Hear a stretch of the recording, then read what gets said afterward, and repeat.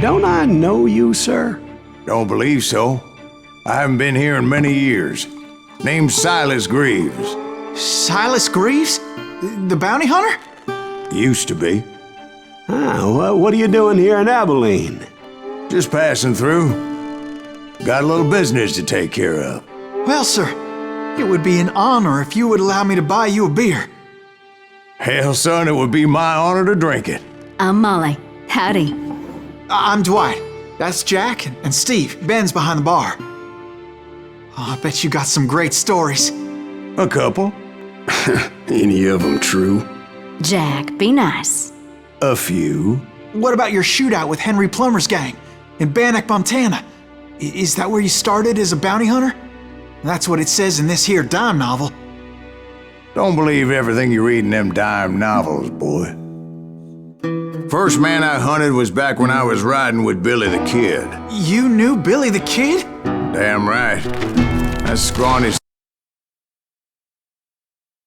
gonna back down for nobody. I heard he collected the 10 stars off any crooked lawmen who crossed him. It was a war, boy. The Lincoln County War.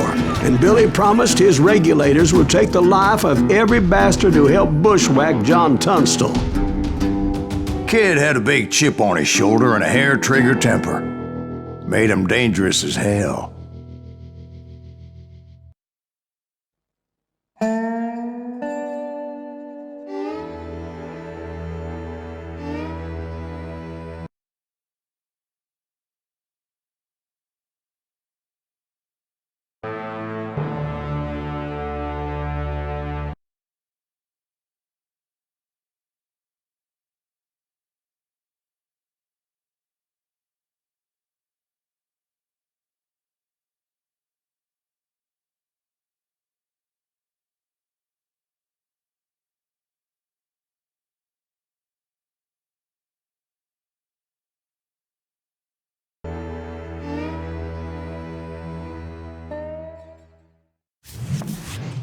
It was about 30 years ago. Billy was hiding out in an abandoned farm near Stinking Springs. I threw in with the kid because the man I had sworn vengeance on was riding with Billy's enemies. But before I tell you why I want that sumbitch dead, let me tell you what happened that day. I was heading back to the hideout when suddenly I had this funny feeling. Funny, ha-ha? No, Steve. The other kind of funny.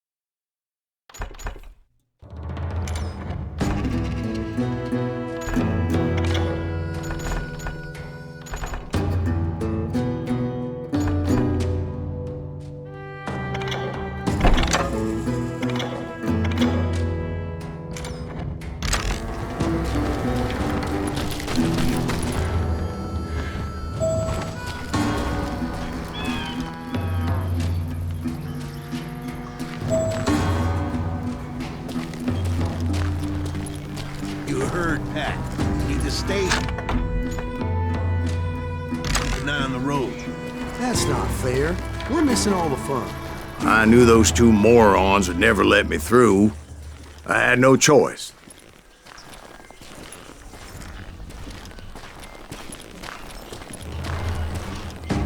Who's that? You with us?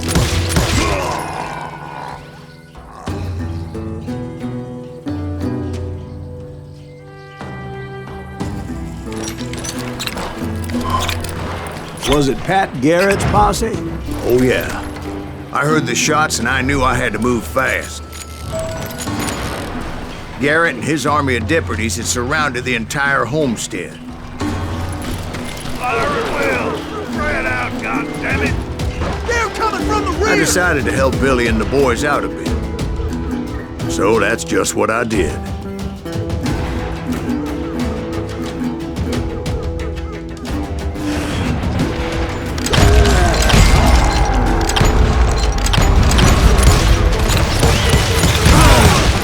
Behind us! Stay on it! Cover fire!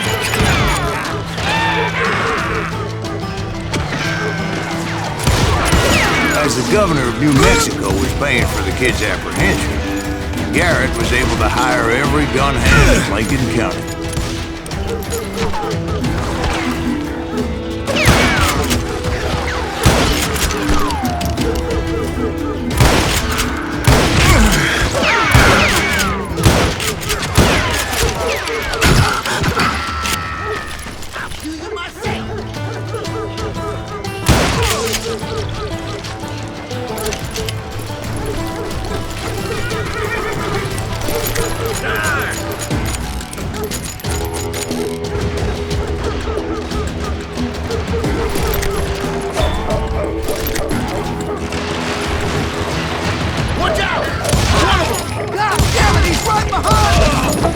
Garrett's men were running around like a bunch of chickens with their heads cut off. Still, one of them reached the water tower. Not a bad idea. It would be a turkey shoot from up there.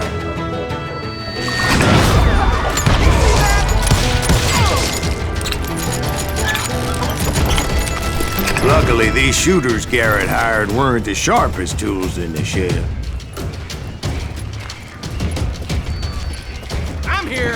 A lot of them were saddle tramps or sod busters or drunken drifters looking to make a few bucks.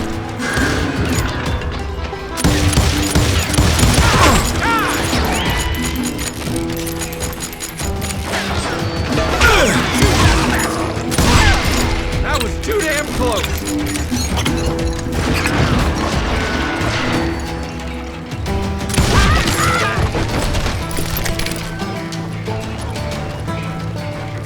Then, I heard a friendly voice yelling at me from the window. Back door! We'll cover you! Try aiming, you idiots! Truth be told, things weren't much better behind the house. Watch your flank! I cut their numbers in half, but that just made the ones that were left twice as mad. They made up for their lack of skill with a seemingly endless supply of ammo. It was a bit of a slog, but I finally fought my way around the back of the house.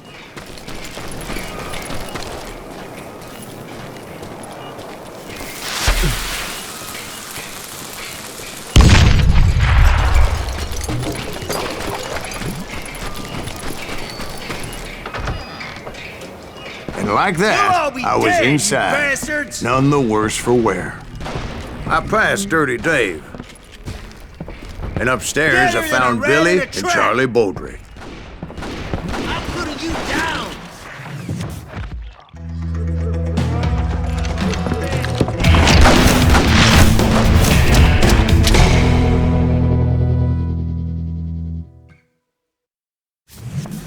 Billy looked at me and said, "About time, amigo! Grab a gun and get to the window!" Wait, so you were friends with Billy the Kid? Yeah, sort of. Anyway, we were surrounded by dozens of deputized shooters who wanted to do us harm.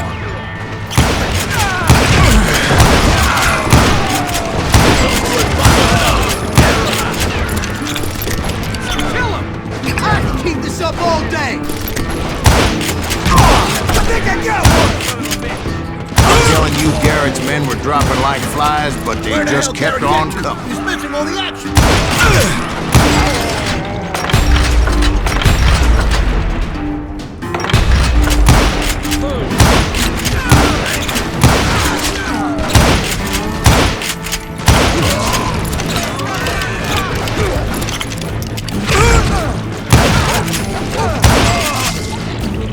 That's when Charlie got hit. "They're catching us in a crossfire," shouted Billy.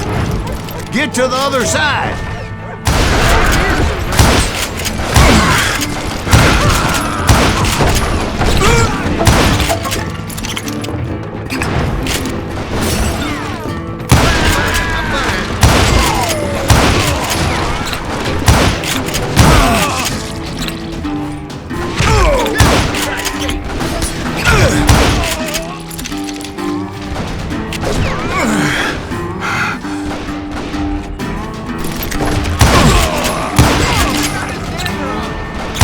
I don't know how many of those cocksuckers I personally put down, but it was pretty clear, even to Billy, that maybe discretion was the better part of valor.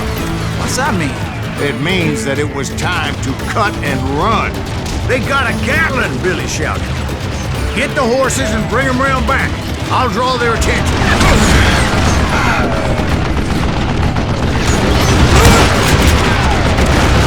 He directed that order at me. And I thought, why the hell do I have to do it? But I went anyway. Dumbass that I was back then.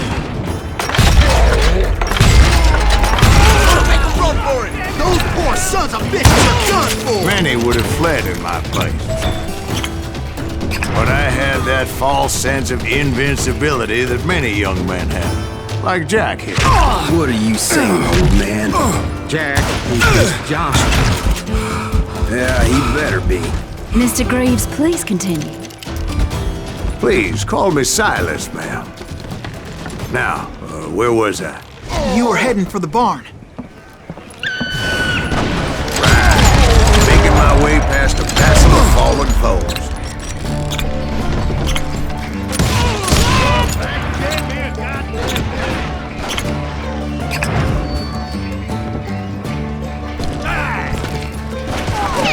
Sounds like Garrett hired a whole regiment of hired guns. Yeah, and just when I thought I was done with them, more of these hapless bastards would pop up. Finally, I had the stables within my reach.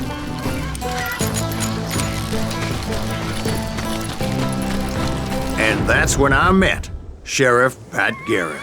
I read that you went toe-to-toe with him, sir. That backstabbing bastard with that tacked-on tin star.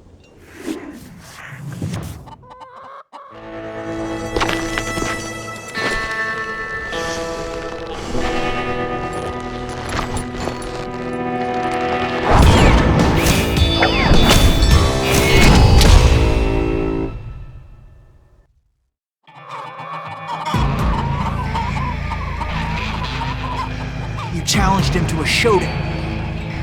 You read that in a dime novel?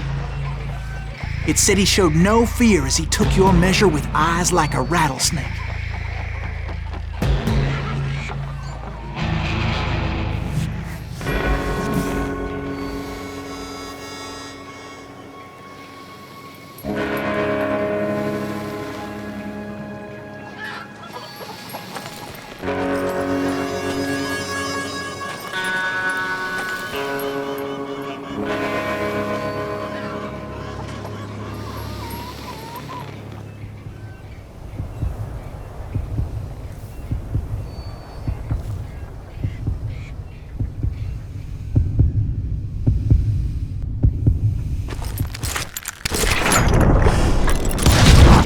And that you killed him in a fair fight.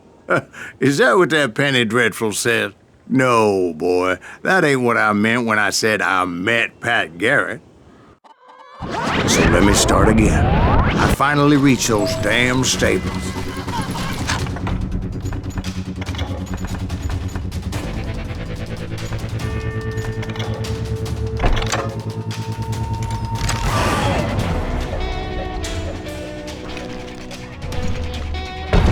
Stepped inside, and last thing I heard was Garrett's voice. That's not Billy. And go on, how did it end?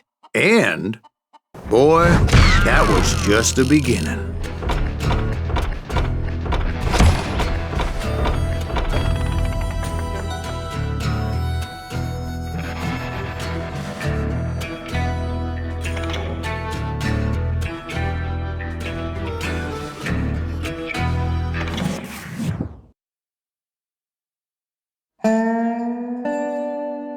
So what happened? Did Garrett arrest you? Yeah, after I came to, the bastard had clocked me with his Colt.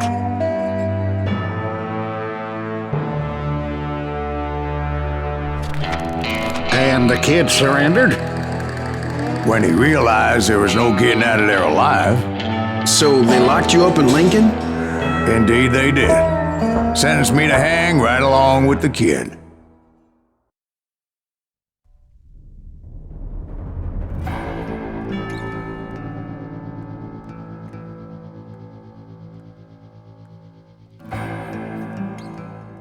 It's important to know that I was only riding with Billy so I could find the bastard I was after.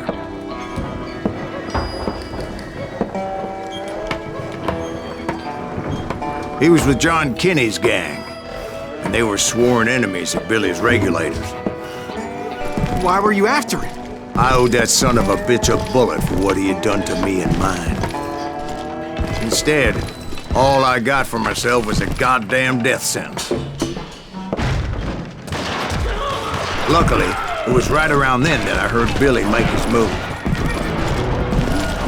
He shot Jim Bell and a few other guards as he made his getaway. Later, they wrote that some lady friend planted a pistol for him in the privy. What the papers didn't say is that Billy helped me escape too.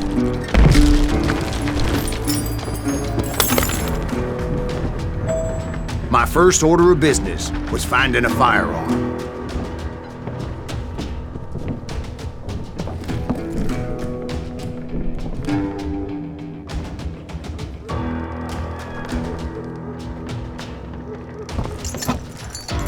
Luckily, I located Deputy Bob Ollinger's mean-ass shotgun.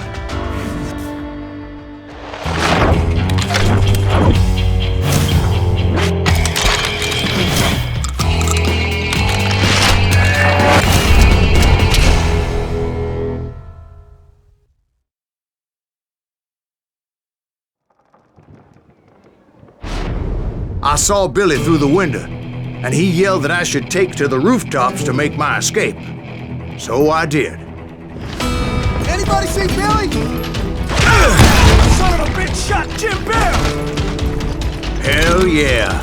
That scattergun was like a double-barreled howitzer. It could blow a man clear off his feet. You hardly had to aim the damn thing. The kids escaped raised a huge ruckus.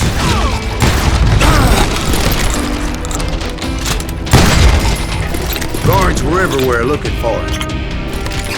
Can't let the kid get away!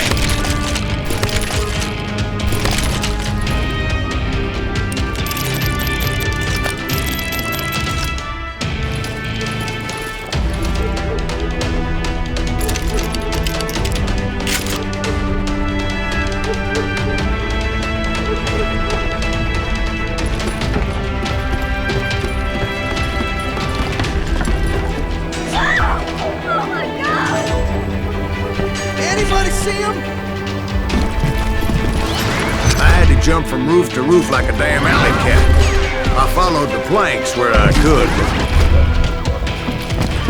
Some of that wood was slippery as hell. The whole town was up in arms. And suddenly, I was a fugitive. How the hell did the kid escape? Garrett's gonna kick our ass! Can't have gotten far! The window's locked, the door! Gotta be around here somewhere! So that bastard you were after, what did he do? He did me and my family a grievous harm. But I knew if I was ever gonna find him, I would need to get my ever-loving ass out of there. I tried to be stealthy and sneak my way past. This town doesn't have a moment's peace.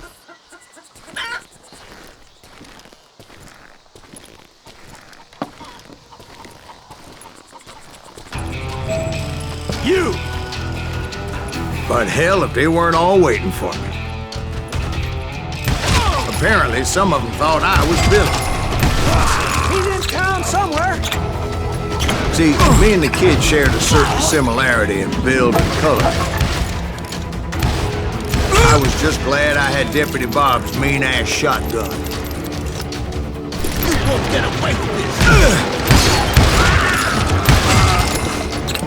shooting in the street! I'm here! Get your headstone!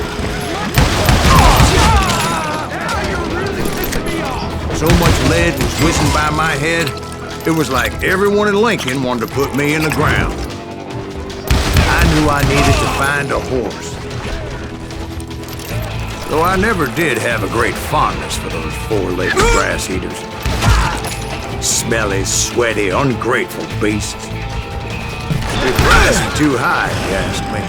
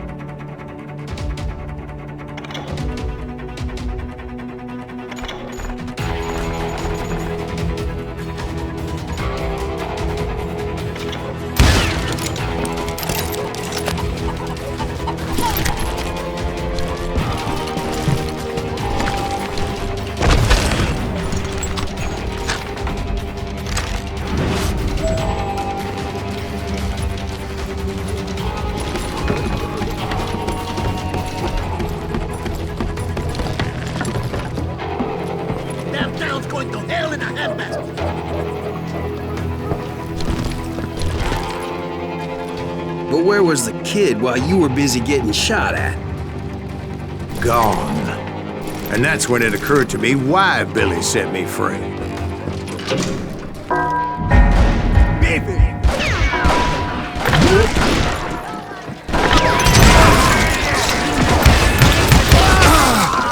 So I could be a hapless decoy and draw attention while he snuck out of town.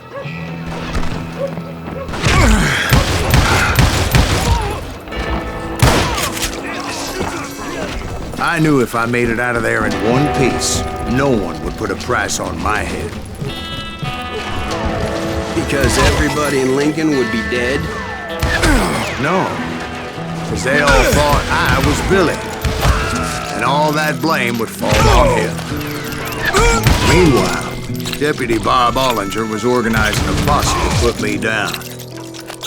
He was already a mean son of a bitch, but he was doubly pissed that I stole his mean-ass shotgun.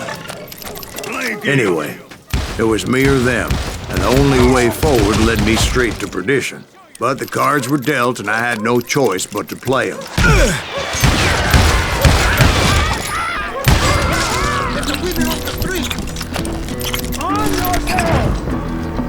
How the hell did he get away?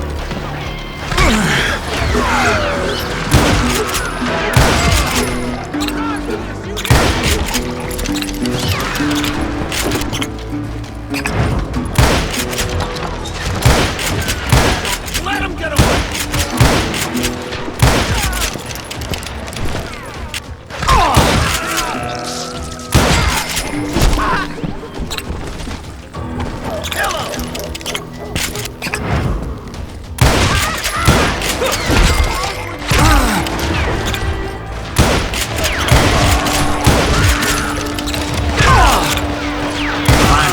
I found what I was looking for. The stables on the edge of town. I guess Billy saved your ass, taking out Bob Ollinger the way he did. Billy didn't kill Bob. Well, sure he did. He dispatched him right after he shot Deputy Bell. No, sir. Because Bob came right up behind me, angry as hell that Billy had lit out. "Hello, Bob," I said. "I think you better let me go." And he says, "I don't think so, boy. Not with my shotgun." So we stood there in the middle of the street, eyeball to eyeball. He intended to kill me, and I knew I had no choice but to defend myself.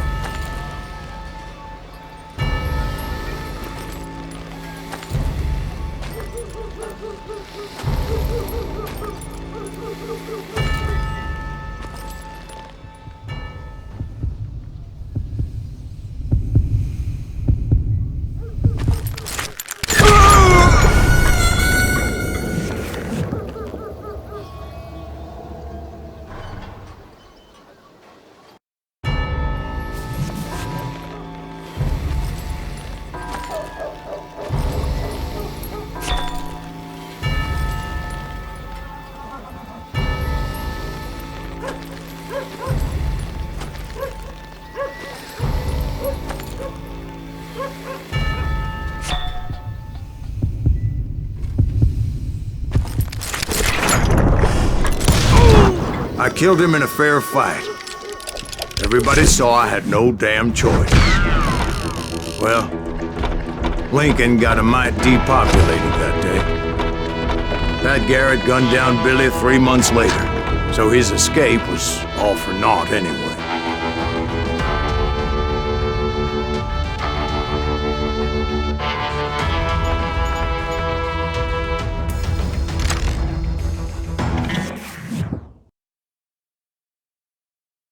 So where'd you go after Lincoln? Mexico. Until I realized nobody was looking for me. I ended up taking a job at the Rurales. The Mexican Rurales? I was hired to help them track down the cowboys. The most vicious outlaw gang in Cochise County? Curly Bill Brocious? Johnny Ringo? Led by old man Clanton himself. They must have paid you a pretty penny to take them hombres on. Not really. But truth be told, I had my own reasons for going after those boys.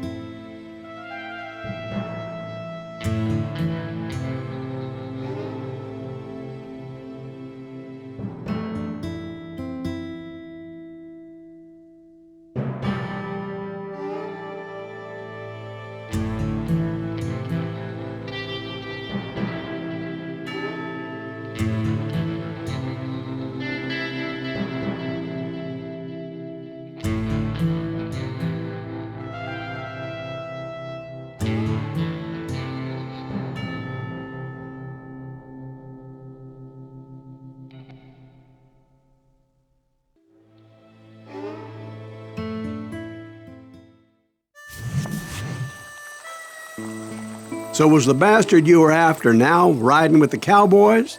Roscoe Bob Bryant was his name. Oh. But no, this time it was a different bastard I was after. The aforementioned Mr. Ringo. And yes, he was working for old man Clanton. Hey, fucking run! I came upon them robbing a stagecoach, which wasn't surprising, being they were such murderous thieves and bastards. The bandits wore red scarves, so I knew they worked for the old man. Over there! I did my best to help those poor passengers. Moments later, the attackers were dead, and I checked the stagecoach to see how many passengers were still breathing. None. It was then I wondered if the rocks weren't hiding more bandits. Was that all of them? Or did I just hit the rear guard? I quickly got my answer. They attacked from on high like Apaches often did.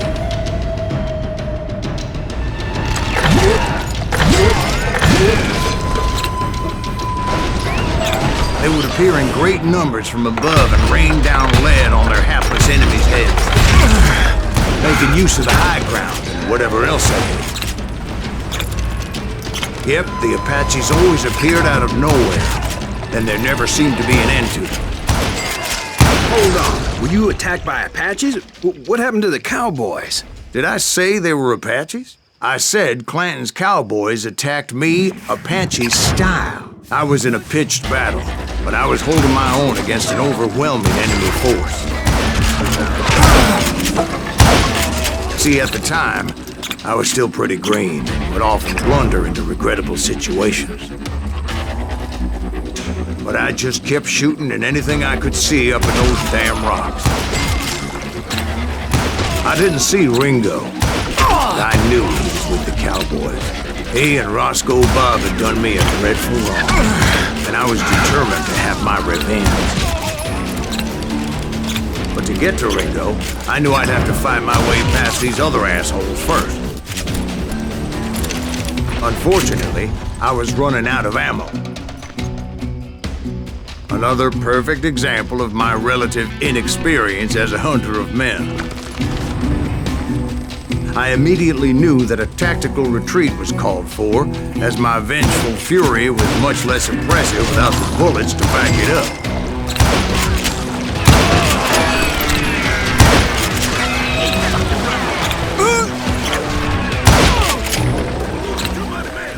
Finally, they managed to corner me. Trapped as I was, the odds of my survival seemed pretty slim. Where's he going? Luckily, serendipity was on my side as I suddenly spotted a way out of my predicament. Done with you. I ran ahead as if the devil himself was after me. Bullets were whizzing by my ears, but I wasn't about to roll over and die. I just kept running like there was no tomorrow. Because there wouldn't be if Clanton and his men caught up with me. As I was scurrying around those caves, I thought, what was I thinking?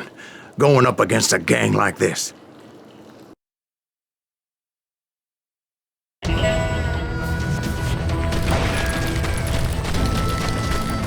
Hard to hit a moving target.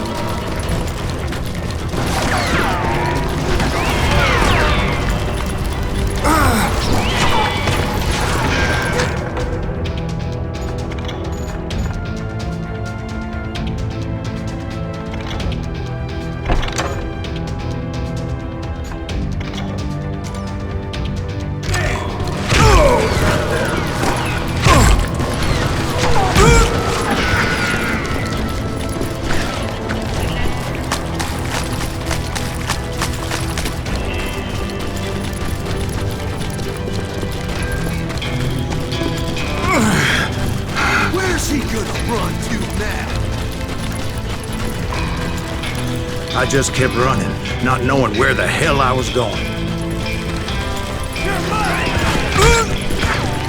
And that's when something miraculous happened. Like manna from heaven, I found the desiccated remains of what looked like an Apache warrior. The old weapon next to him supplied me with some much-needed ammunition.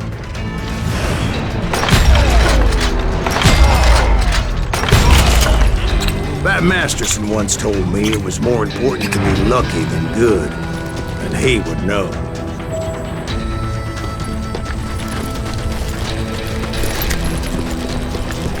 And imagine my surprise when I found a fistful of dynamite to go along with that ammo. That stroke of good fortune evened the odds and bolstered my confidence. It was time to turn the tables. Time for the prey to become the predator. Time for the hunted to become the hunter. Time. All right, Jesus, we get it. They were right where you wanted them. That's right, Jack. I was done running. And the old man's boys were not expecting that. No, sir. It was finally time for that old man to pay for his sins.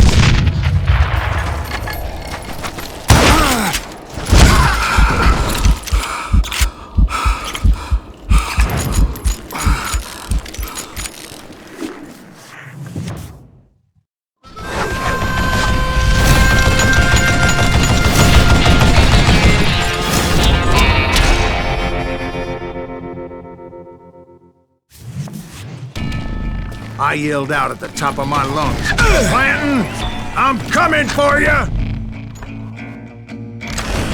A little stealth might have made more sense, to be perfectly honest. Because that old fool had a Gatling gun and enough bullets to last him till kingdom come. But I knew I could not let that deter me. Not if I was to find and kill Ringo. I needed to get that old man off that gun.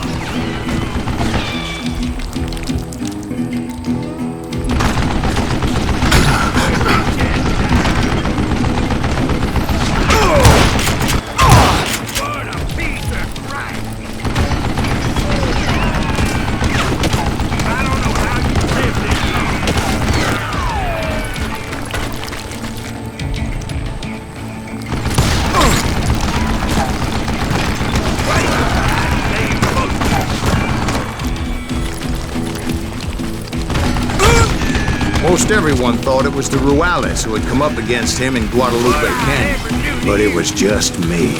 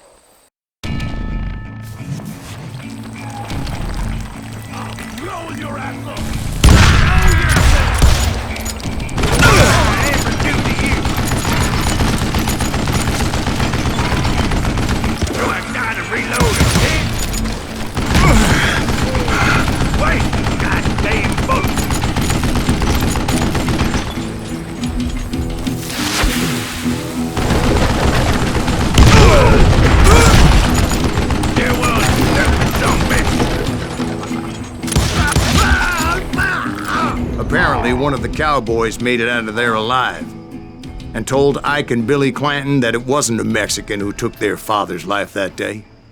They just assumed it was one of the Earps, and that little misunderstanding eventually led to that legendary gunfight at the OK Corral.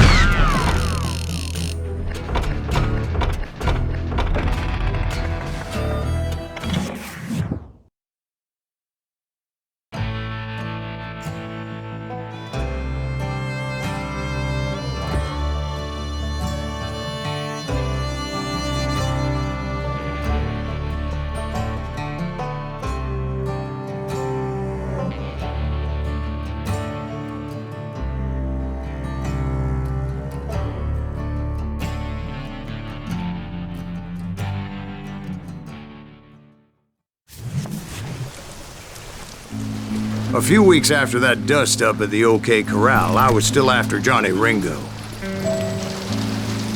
I had tracked him and the cowboys to their hideout at a sawmill, and they were loaded for bear.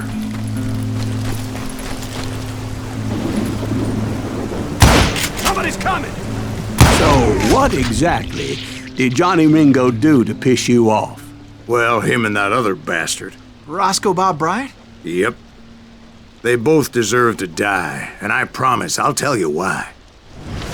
But first I need to tell you about the Cowboys' new boss, Curly Bill Brocious. Earp's coming! Get ready, boys.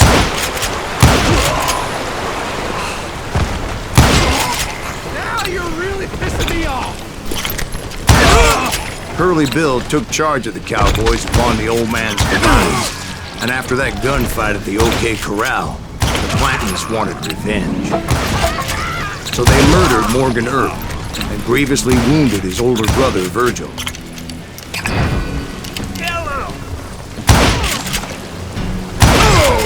Wyatt and Doc went on what became known as the Vendetta Ride, hunting those outlaws down. So when I showed up, that's who they thought I was.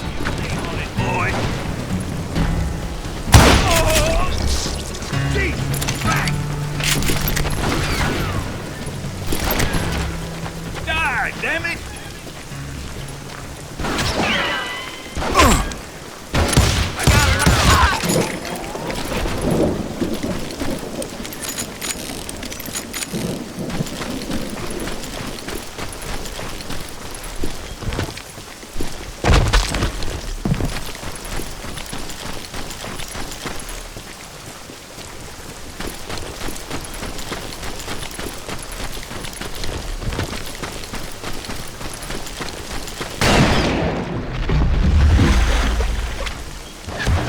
There were killers around every corner, all wearing red bandanas.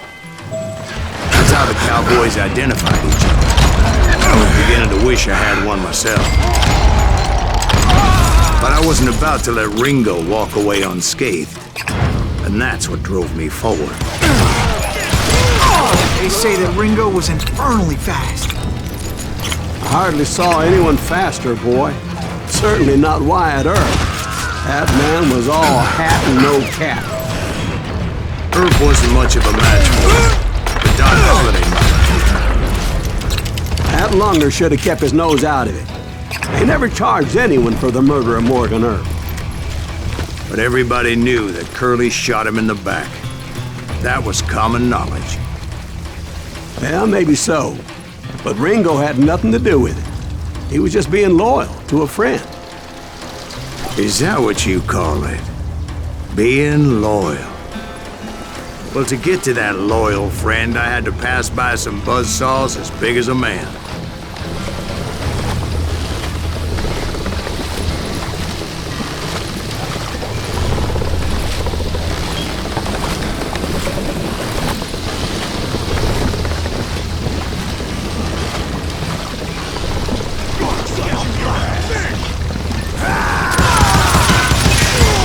Excuse me, sir. I have a question. What's that, Dwight? After old man Clanton died, why didn't his son take over the Cowboys? Because Ike Clanton was dumber than a box of rocks and a yellow belly to boot.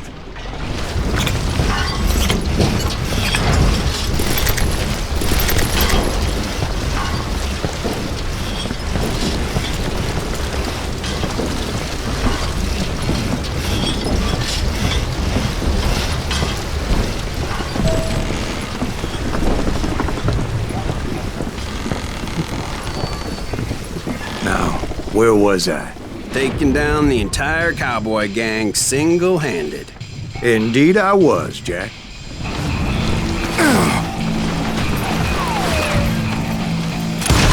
Goddamn good shot!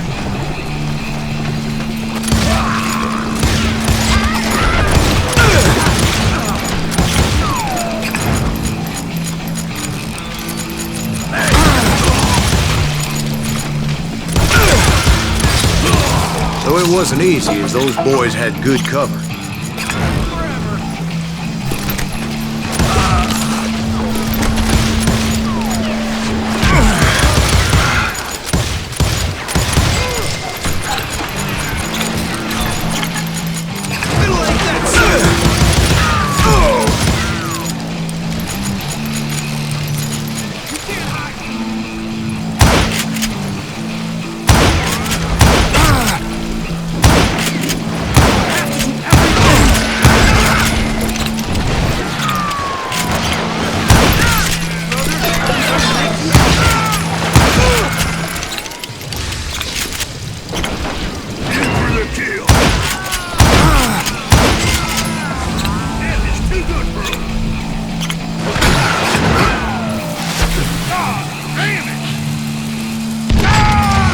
Carts everywhere, piles of lumber, and God knows what else for people to hide behind.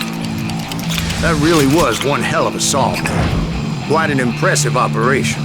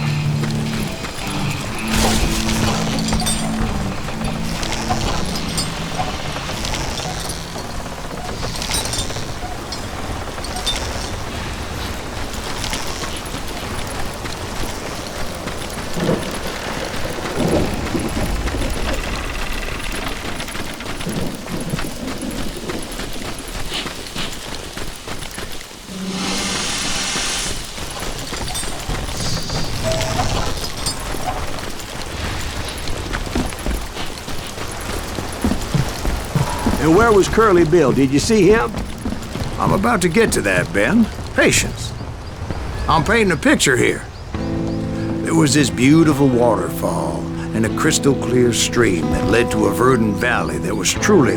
Consider your picture painted. What happened next? Well, finally the bastards that were still alive made a last stand.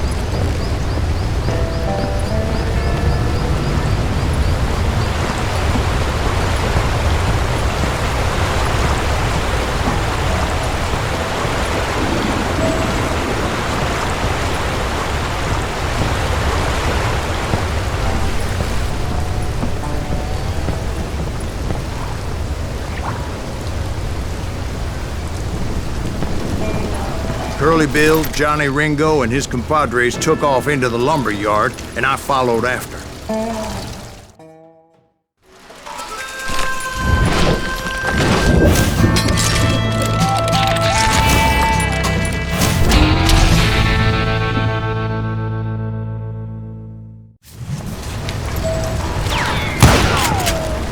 Are you saying they ran? Cowardice was not in Ringo nor Curly Bill's nature. No, sir. I never said they were running scared. They just wanted me out in the open. Time to dance with the devil! Come out, wherever you working for Wyatt Earp! Did that son of a bitch Earp send you to kill me? I'm putting you down! How you like that?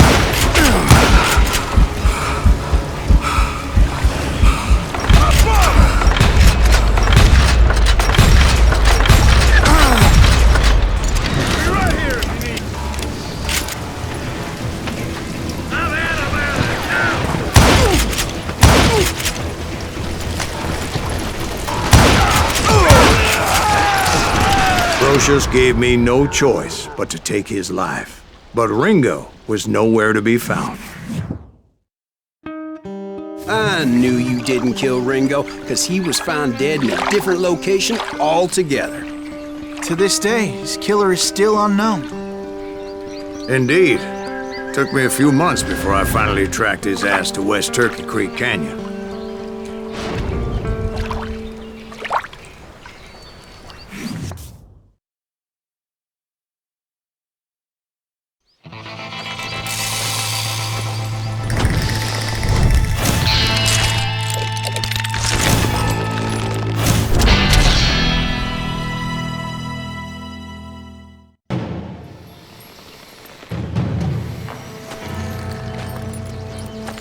That's incredible, sir.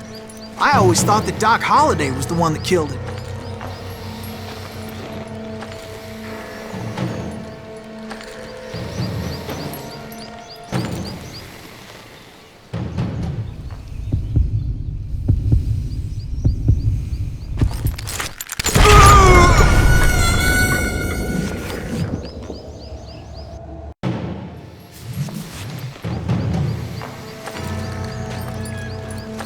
That's incredible, sir. I always thought that Doc Holliday was the one that killed him.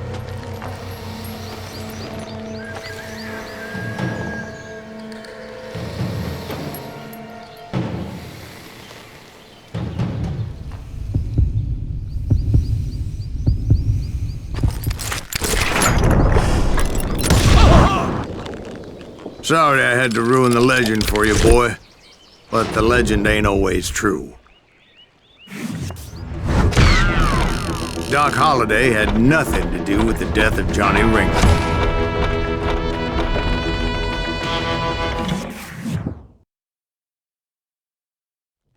I was paid a healthy bounty for Ringo and Curly Bill, and realized there was real money to be made. That's why I went after Henry Plummer.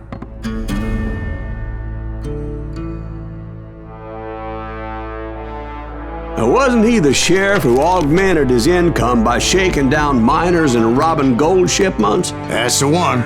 Oh, yeah, I remember him. He ran that gang of thieving outlaws called the Innocents. So it's true that you went toe-to-toe with him? Indeed I did, son. Indeed I did.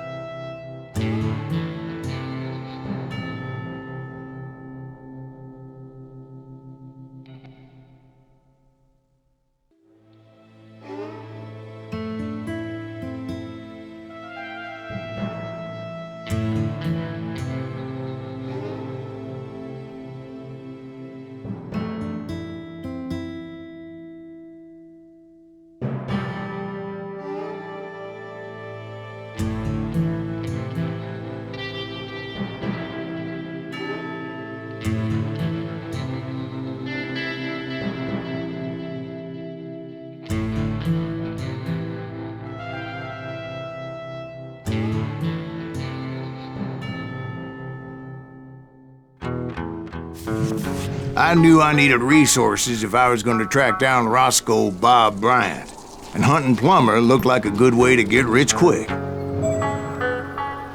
As the local vigilantes exposed him as the leader of the bandits, and put a generous price on his head.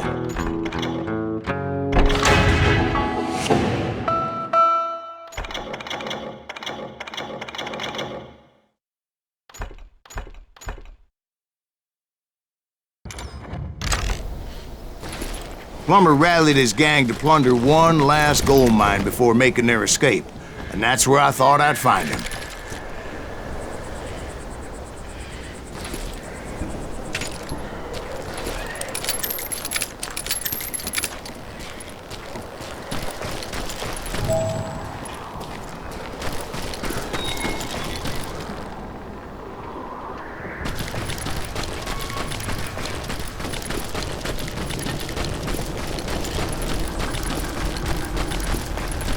It makes me nervous standing so close to all these goddamn barrels of gunpowder. Why would you be nervous?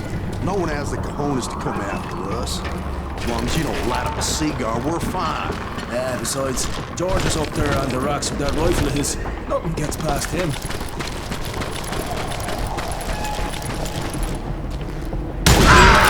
As my late father pointed out to me more than once, God made men, and Samuel Colt made them equal. That's it for you!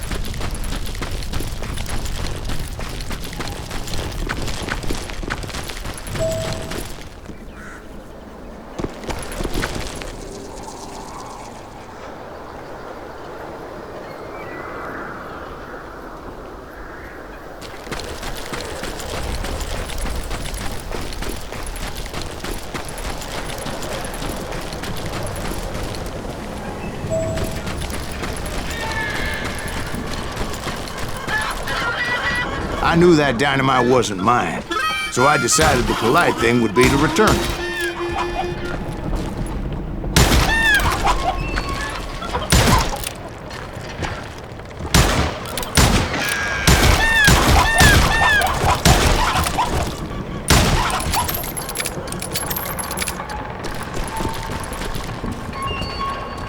It was the biggest gold rush since Sutter's Mill in '48. Unfortunately, prospectors weren't the only ones drawn to those riches. There were thieves and killers, robbing travelers and hijacking gold shipments. Like those that ran with Plummer. Some were just regular folks I knew from town, drawn by greed and easy pickings.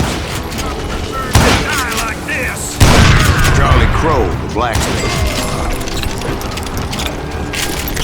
James, who worked in the stable. Sam and Jeremiah Barber, the butcher's son. Of course, the rest were veterans of the Civil War. Stone-cold killers trained on the bloody fields of Shiloh and Antietam. Plummer had a lot of men on his payroll. A hell of a lot. That son of a bitch pretended to protect the public with one hand while stealing them blind with the other. I thought I was some kind of hero.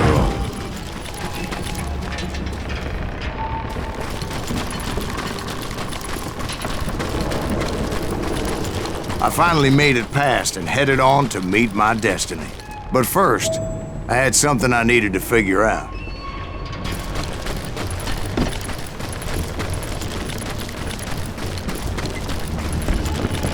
I had a few ideas on how to get into that mine, but once I made my decision, I knew there was no turning back. So my first thought was to enter the nearest mine portal. I saw an entrance. Made sense.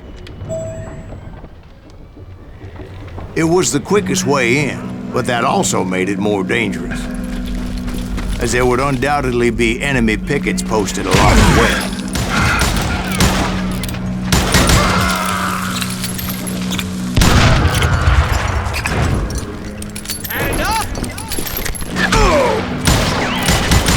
Besides, once you enter a mine like that, it's easy to get all turned around. And that confusing maze of corridors wouldn't even be the worst of it. Some of those shafts could be as deep as hell. You won't get away with this!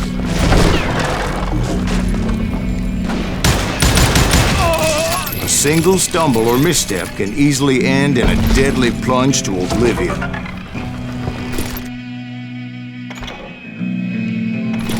I will drop you down a mine shaft.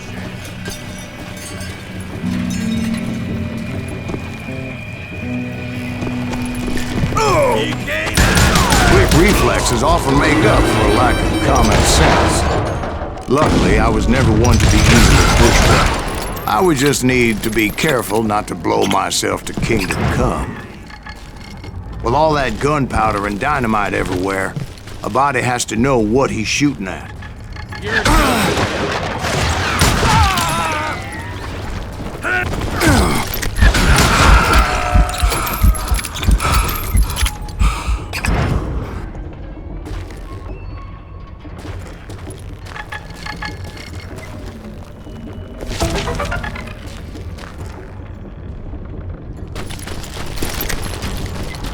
One wrong bullet could have turned that mine into a dad-blasted tube.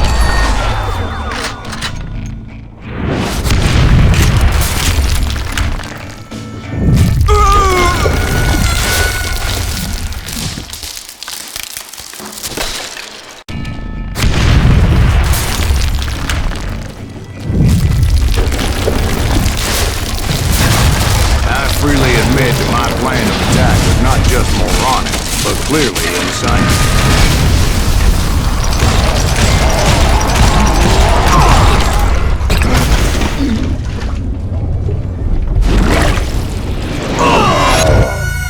It's a good thing that I abandoned that ridiculous plan before I even tried it.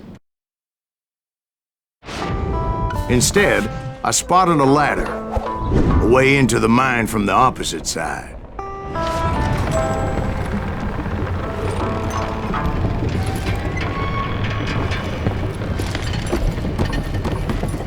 It was a long way around, but that approach seemed more sensible at the time. Of course, being I had a problem with heights, that scaffolding scared the bejesus out of me. Climbing down that ladder required some caution, because even though I had a younger man's reflexes, no man can dodge a damn bullet while climbing down a rickety ladder. I needed to make a leap of faith, which ain't easy when you're suspended between heaven and hell.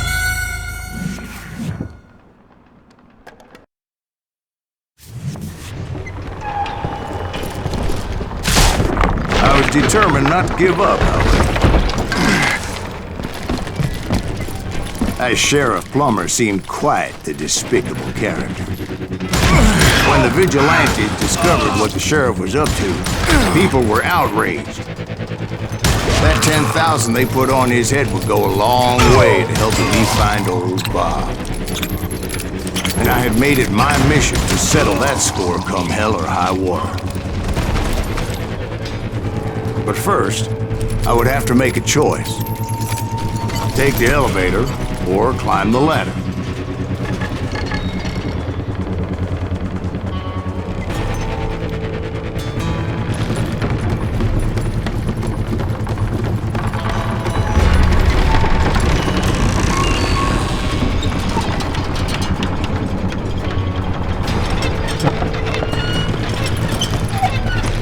I wanted to use the element of surprise. Plus, I figured I could use the exercise. I was warmed up already, so what the hell?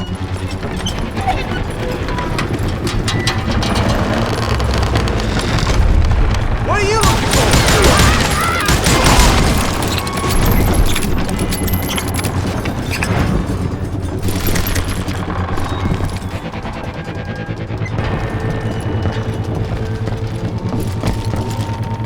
Plummer was a mad dog killer, and the people of Nevada City deserved better. Nevada City? Well, I thought Plummer met his maker in Bannock, Montana. Right, well, he was the sheriff of both places at one time or another, but that's neither here nor there. Time to blow your shit up. The point was, taking him down would save a lot of lives, including my own.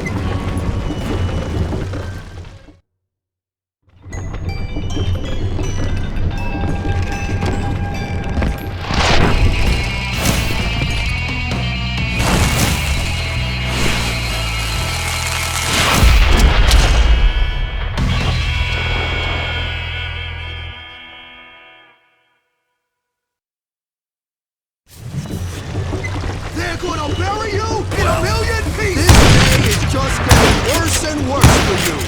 Master! Henry Plummer was clearly unhinged, and I could see right away that this was gonna take some doing.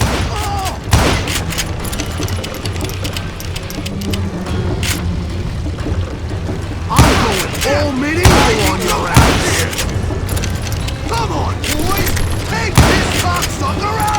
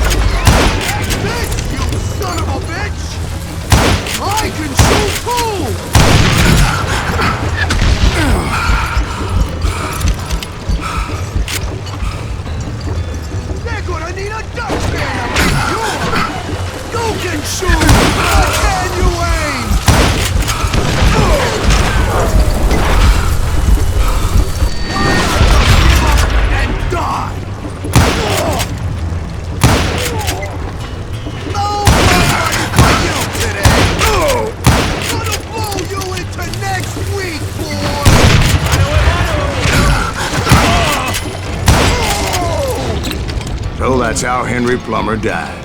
Him and his crew were worth their weight in gold. And now, I was officially a bounty hunter.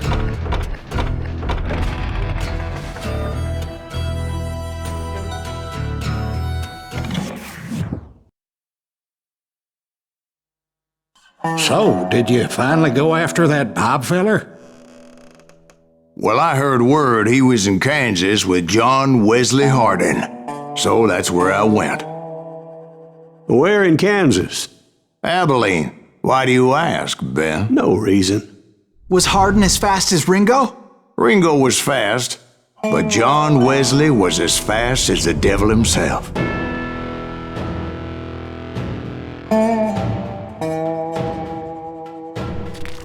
Hell, he killed his first man at 15.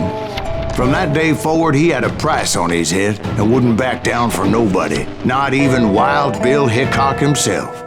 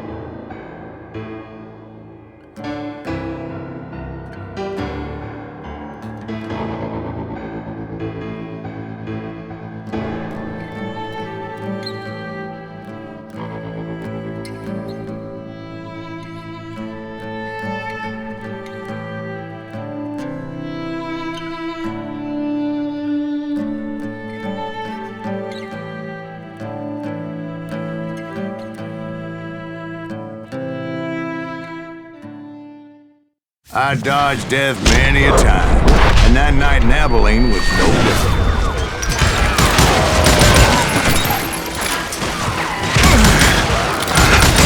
I was there with the intention of finding that bastard Bob and collecting the bounty on John Wesley.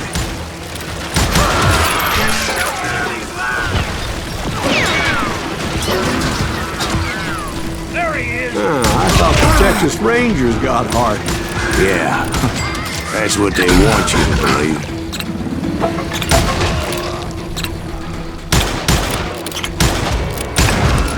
It was coldin' a witch's tit and a brass bra that night as I fought my way past his loyal compadres.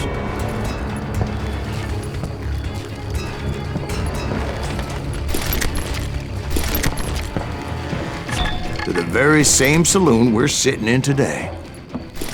Look around and imagine this place painted in blood. Hardin was waiting for me, and...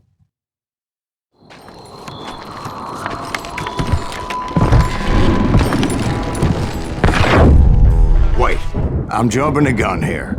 Let me back up and give you some background on this sumbitch. He deserves that much. Don't you think so, Ben? John Wesley Hardin was a killer. By the end, he confessed to taking the lives of 42 men. Fathers and husbands, brothers and sons, men with families who cared about them. He was a bona fide folk hero by then, and had amassed a gang of armed miscreants and other assorted thugs. He and his men set up camp outside of town, and I was hoping Bob was among them. Shoot that son of a bitch! They didn't ask why I was there. They knew. As most of them were wanted as well. I had to spill a lot of blood to find out Hardin wasn't in that camp. He was carousing in town with his closest friends. Hardin's boys apparently didn't want me to reach the Bull's Head. Some were hightailing it into town to inform their jefe of my unwelcome presence.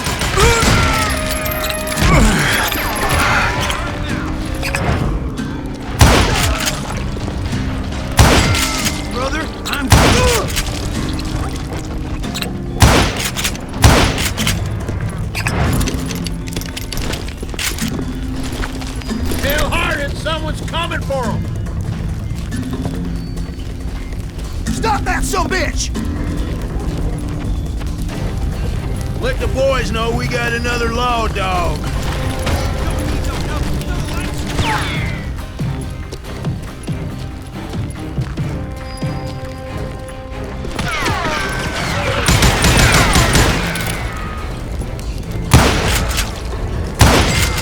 I wondered if Bob was among them.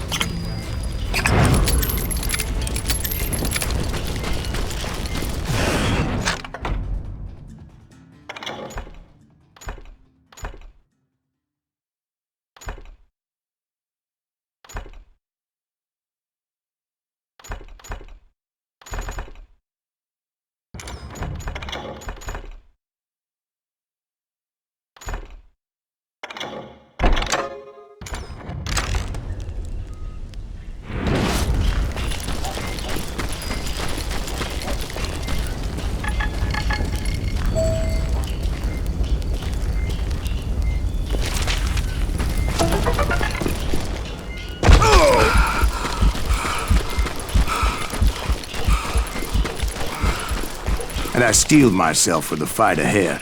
For as good as I was, deep down I wondered if John Wesley wasn't just a little bit better.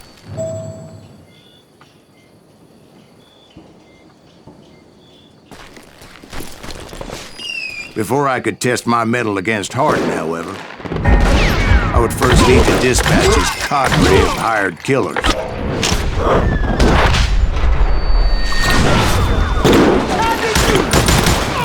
Most of these degenerates were beyond redemption, but John Wesley might have been a different story.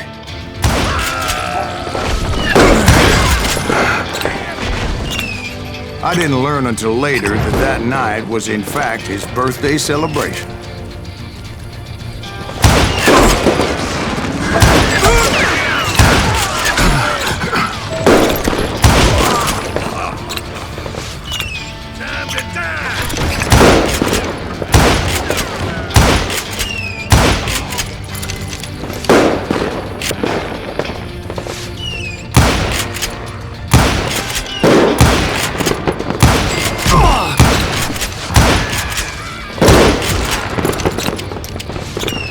I think I already mentioned that I found Hardin in this very saloon.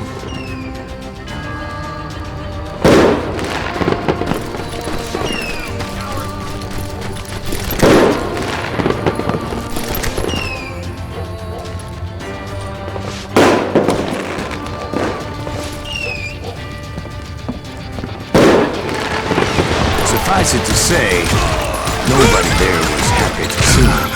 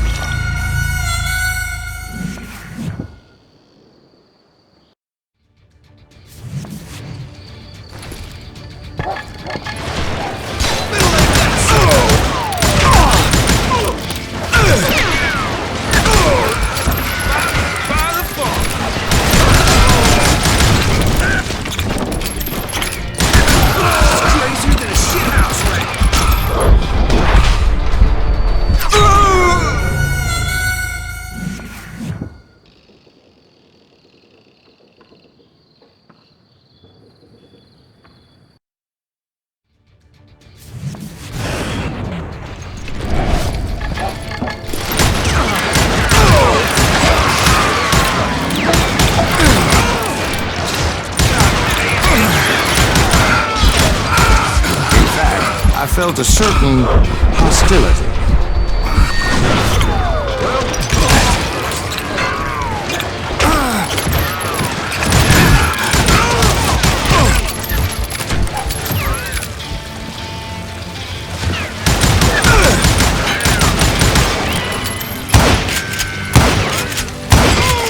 I was disappointed that neither Bob nor John Wesley were among the dead.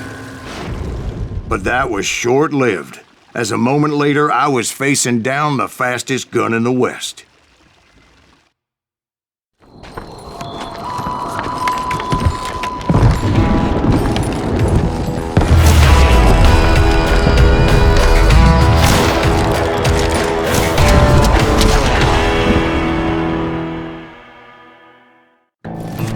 I felt a bolt of adrenaline.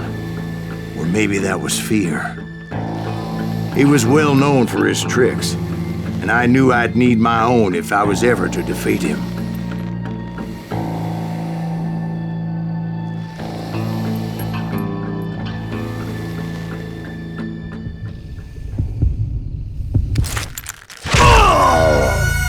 No, wait! He didn't hit me then. I'm sure of it.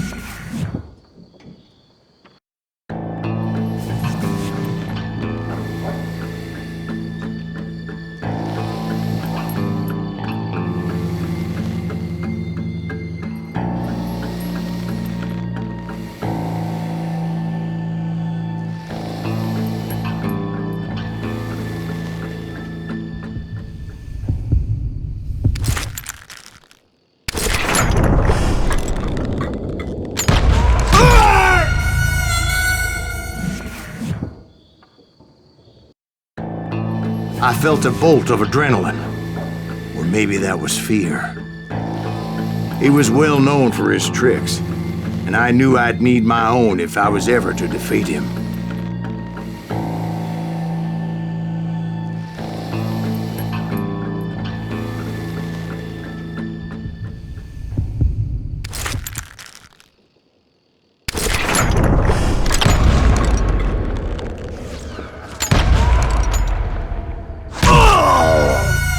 No, wait! He didn't hit me then. I'm sure of it.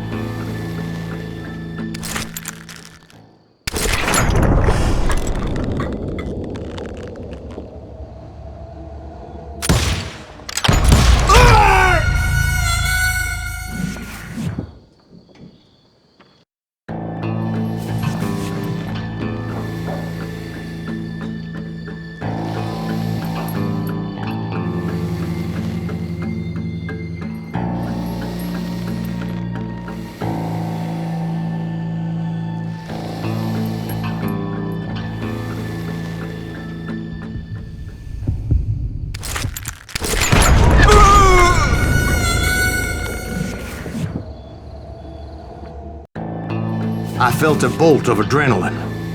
Or maybe that was fear. He was well known for his tricks, and I knew I'd need my own if I was ever to defeat him.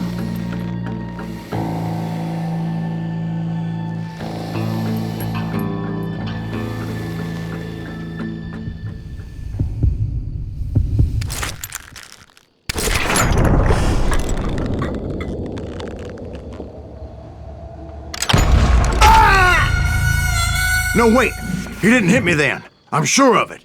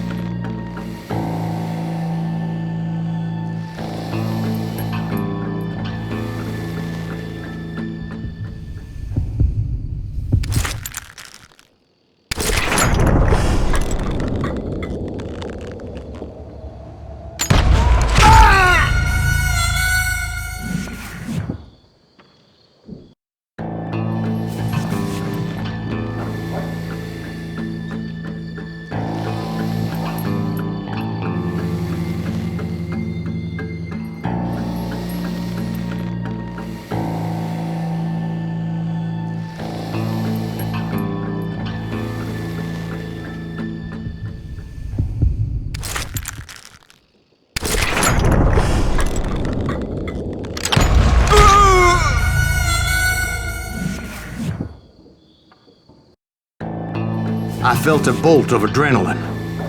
Or maybe that was fear. He was well known for his tricks, and I knew I'd need my own if I was ever to defeat him.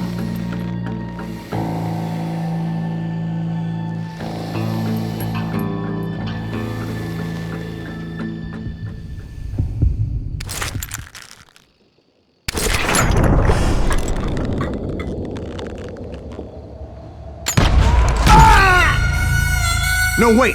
He didn't hit me then. I'm sure of it.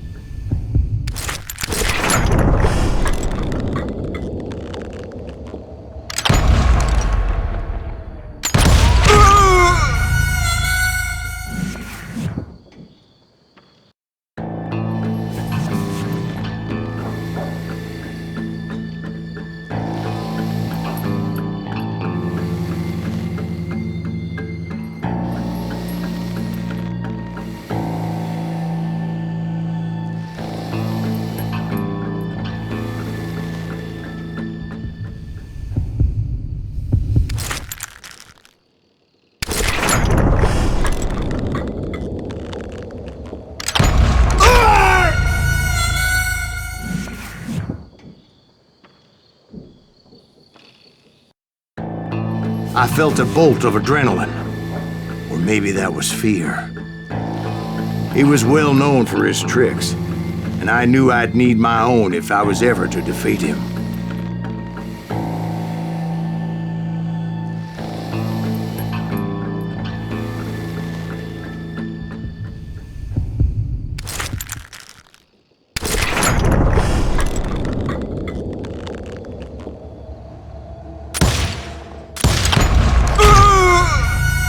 No, wait!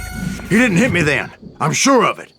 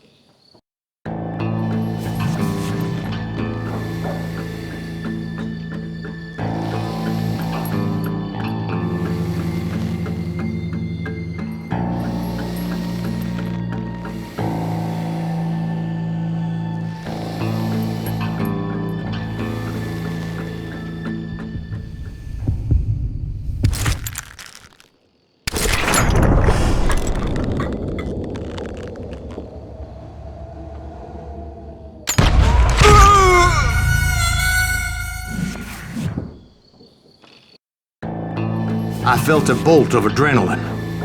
Or maybe that was fear.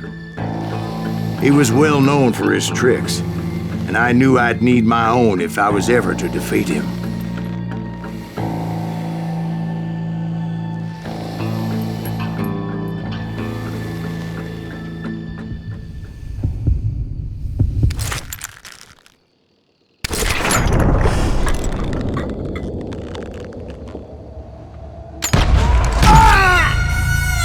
No, wait!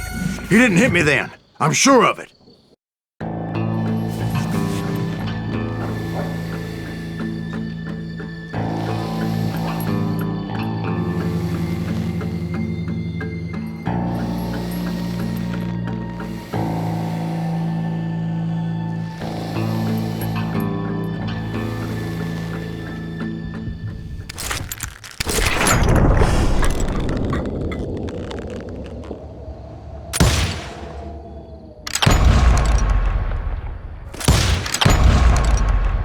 That man was faster than greased lightning. But being inebriated as he was, he didn't count his shots. And now, he was at my mercy.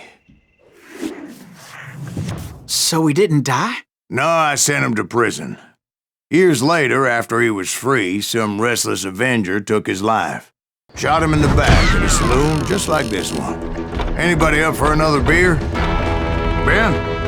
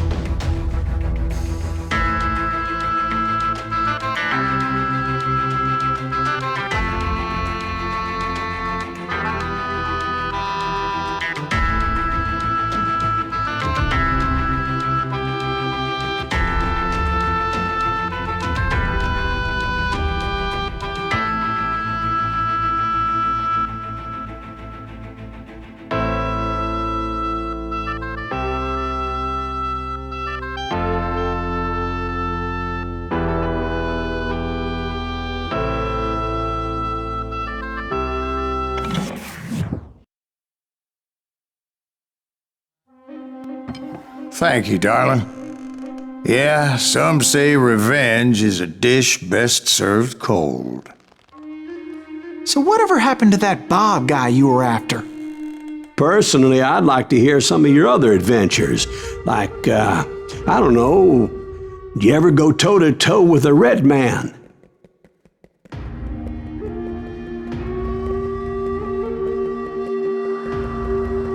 Yes, I did, Ben. I remember once I was after this renegade Apache, Grey Wolf. Strangely enough, revenge was also his primary motivation.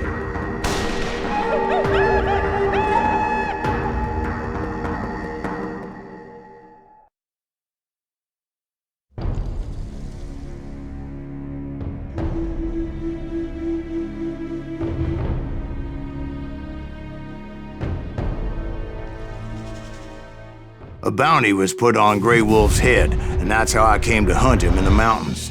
Mountains so high they tickled the nether regions of heaven.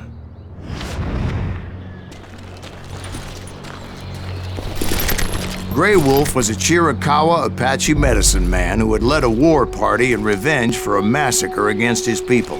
The U.S. Army had attacked his tribe during his daughter's sacred sunrise ceremony, and the slaughter was unspeakable. I understood his anger, as there's nothing more traumatic than seeing those you love die in a cruel and painful death.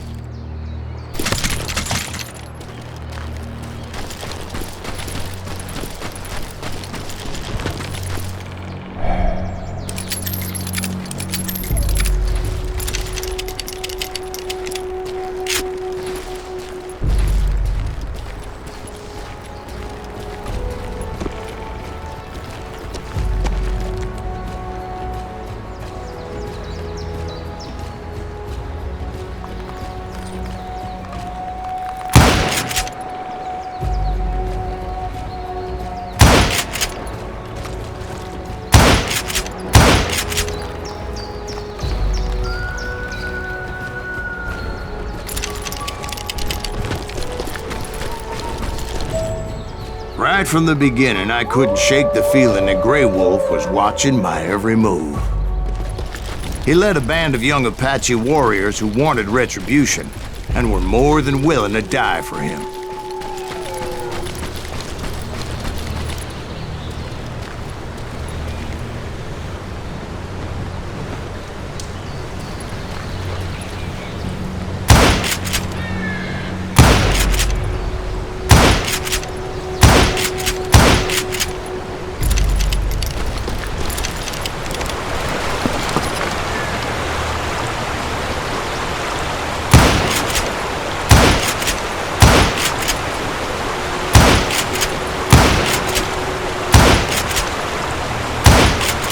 They saw me before I saw them.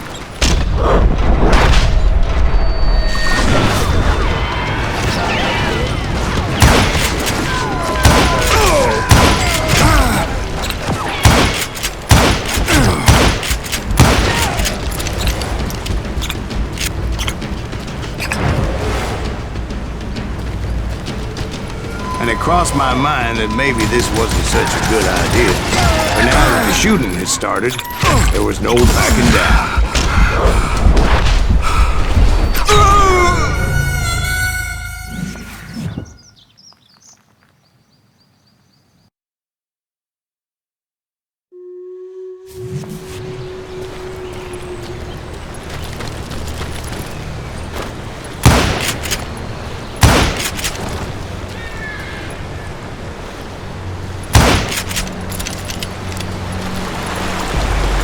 They saw me before I saw them.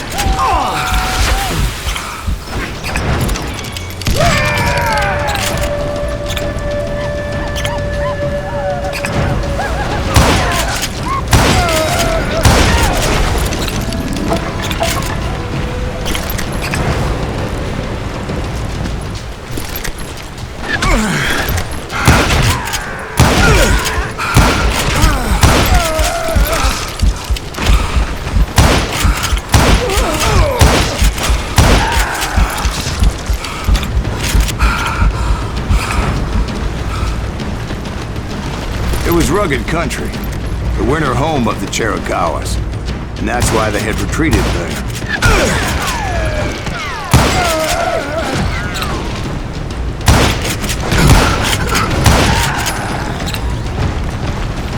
I admit to having some regrets about going after them the way I did. But then again, I got a lot of those.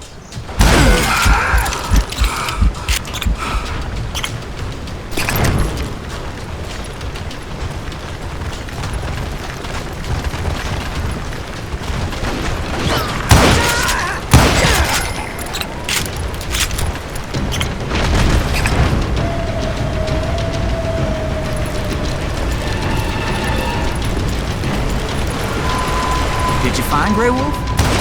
Not at that moment, but I did find the entrance to their hideout.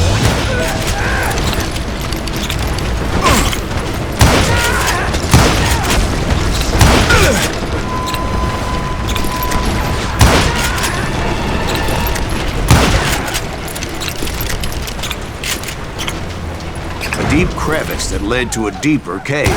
Don't tell me you're in there. Yeah, but it's not out of bravery so much as pure, angry cussedness.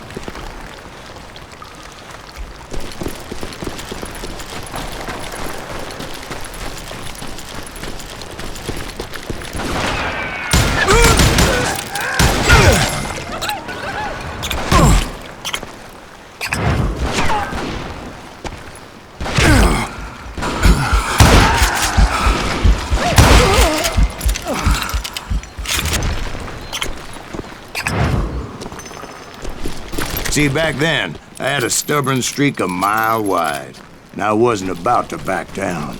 So it was like pitch black in there? Actually, it was pretty well lit, as they had torches on the walls.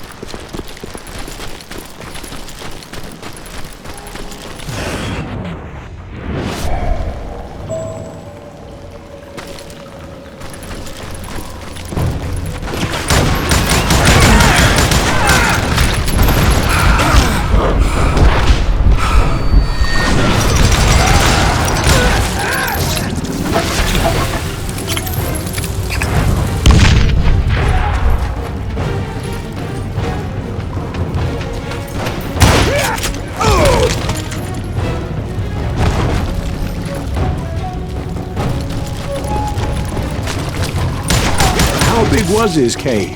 Big as hell, Ben. Chiricahua had hid out there during the Indian Wars.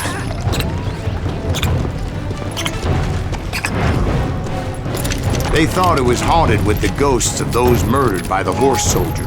The cave was haunted with dead Indian ghosts? To be honest, I was more concerned with the live ones than the dead ones.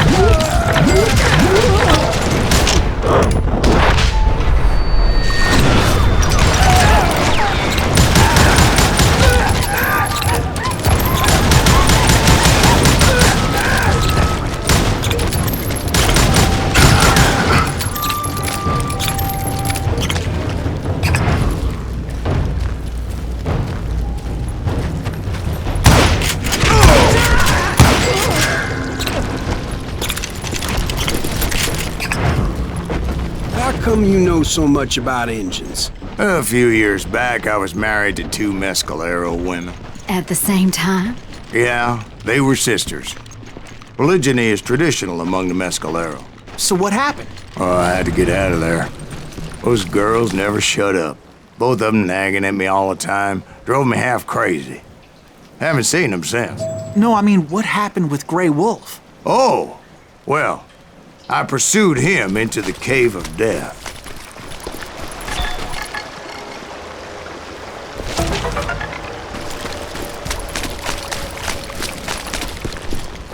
I came upon this flooded grotto, and that's when I saw him.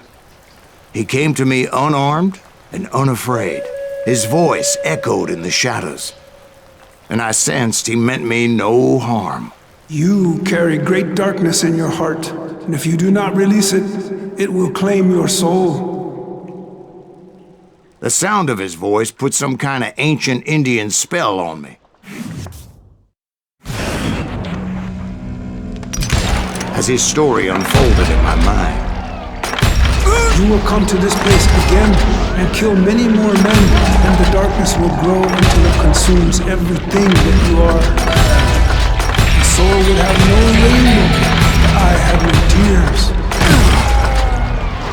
he said I was a great warrior, a coyote man, unequaled by any other pale-faced warrior, or something like that.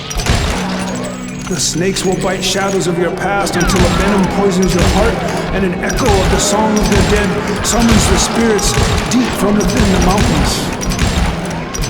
I didn't quite get what he was saying, but there was definitely snakes. And indeed, his warriors surrounded me and attacked me like hungry wolverines. They couldn't stop me, though, and Grey Wolf wasn't in the mood for idle talk.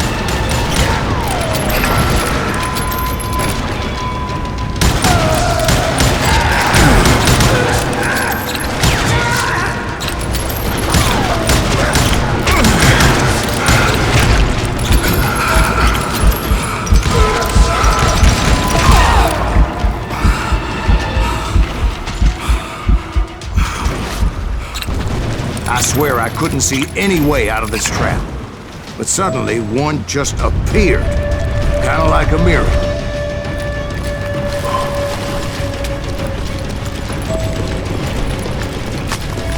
I felt like I would be lost in that damn cave forever.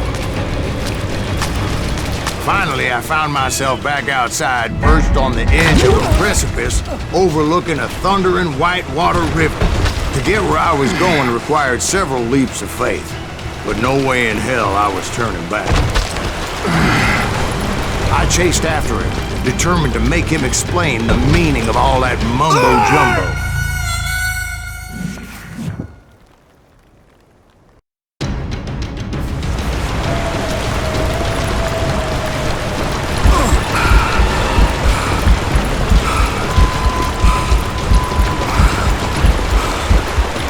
There were dozens of Apache warriors aiming at me from on high. Dozens?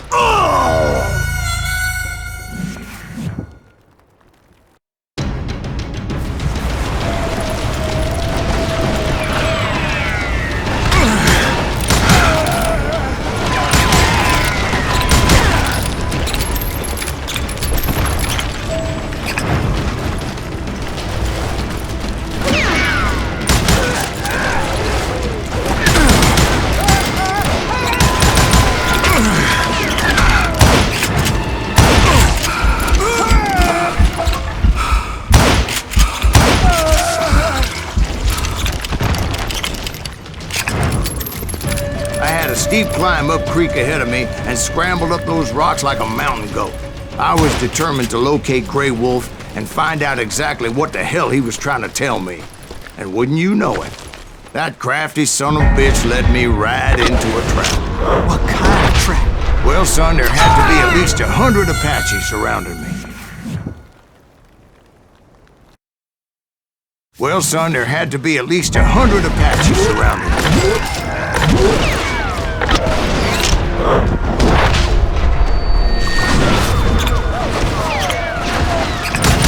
100? God be my witness. Oh, come on. Who are you kidding? Hey, I believe you. Come on, tell us how it ended. All right, but I'm not gonna drag this out. Where were we?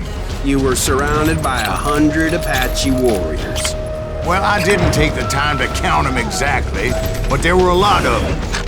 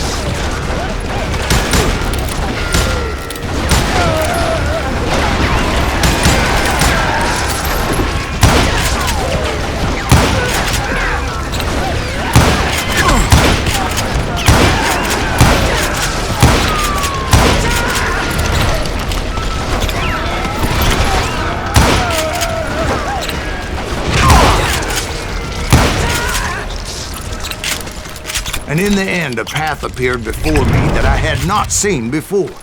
I followed it as I desperately needed to find out what Grey Wolf was trying to tell me. But it was like that son of a bitch disappeared into thin air.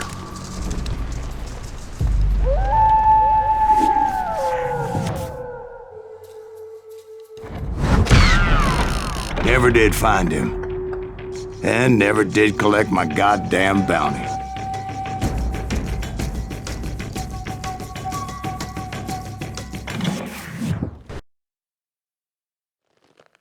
Thank you, darling.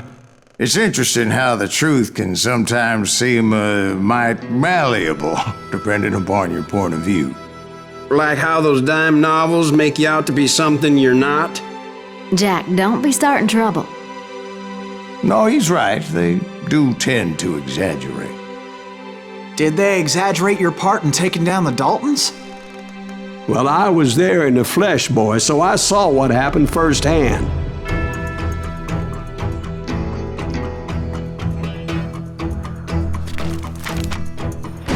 Those Daltons were lawmen once, before they all went bad, robbing banks and trains clear across the territory. Until Coffeeville, of course. I was one of the citizens who took up arms that day. Fighting on the side of the right? I did my best, sir. We all did.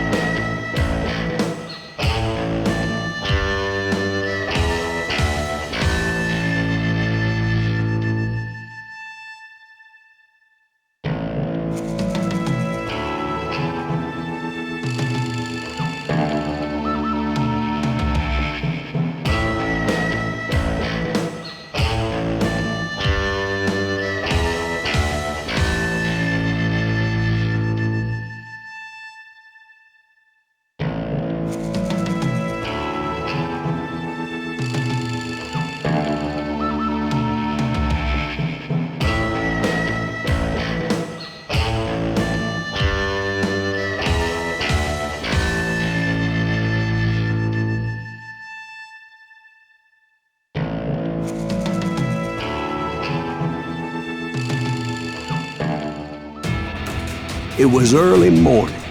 One of my friends was a local gunsmith. and he handed out firearms to anybody who'd take one. You see, the Daltons got it in their heads to rob 2 banks at the same time. 2 banks on the same damn street.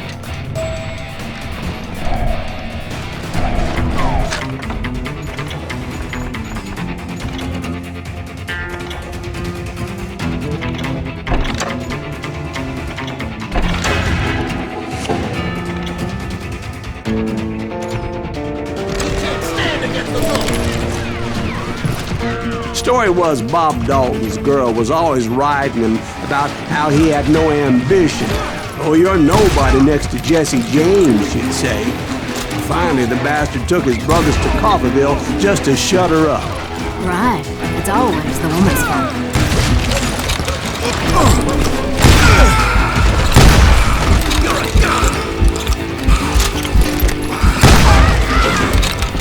Well, the locals recognized the Daltons right off. Before they could get away, half the town took up arms to defend their property. Their first mistake was pulling a job in their own damn hometown.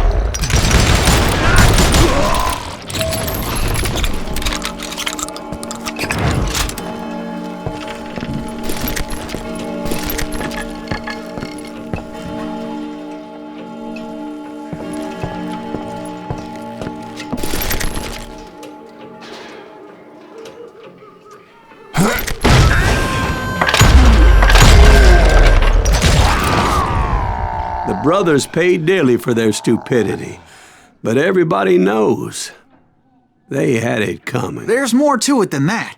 I read all about that day, so I know for a fact that it went down very differently. First of all, it was high noon. A posse of U.S. deputy marshals were on the rooftop across the street.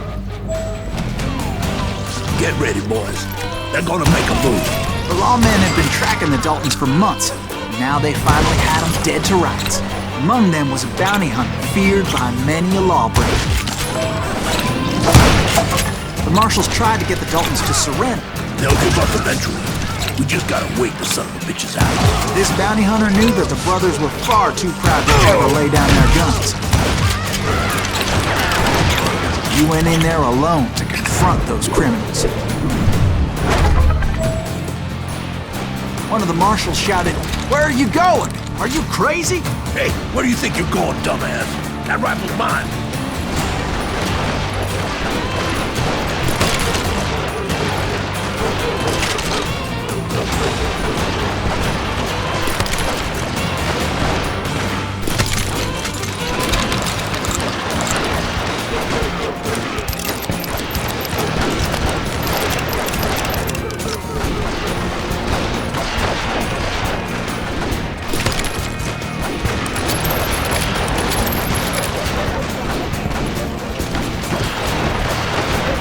Paid him no mind.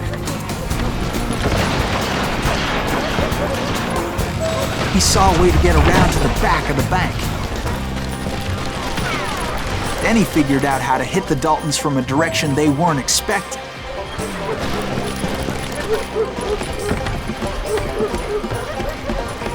From above.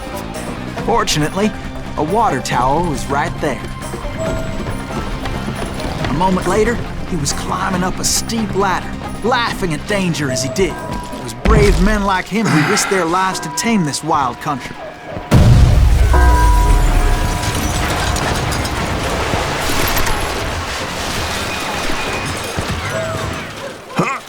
We've got company! Heroic men like him, who did what other men couldn't or wouldn't to make this country free. Jim Bowie and Davy Crockett, who died defending the Alamo. Is that Silas Greaves? Son of a bitch!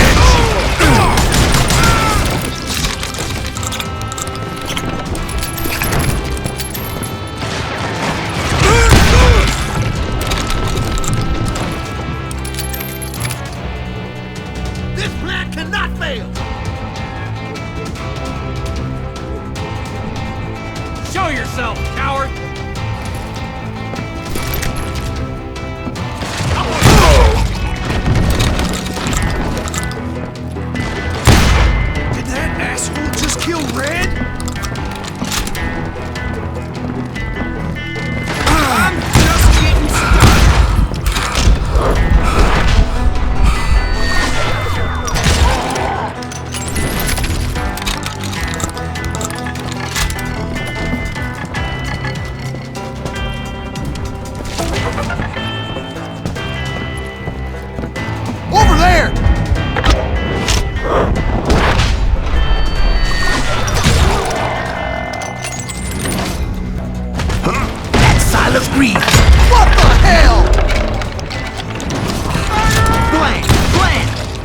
away victorious, taking down those thieving Daltons.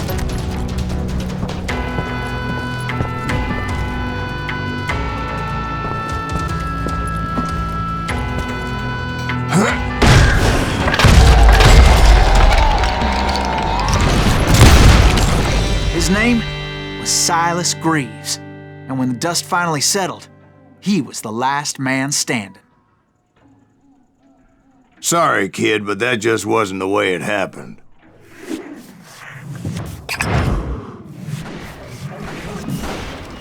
It was early evening, not high noon.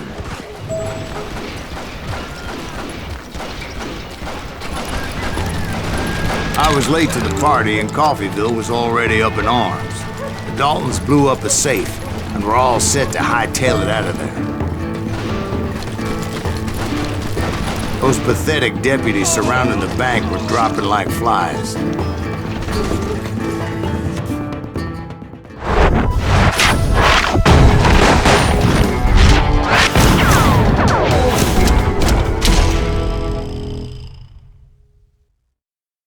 I'd been tracking those jokers for months, waiting for them to do something reckless.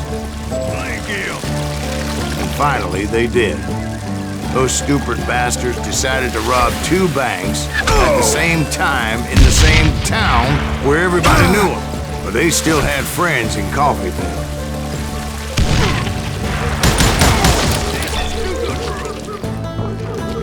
What are you gonna do?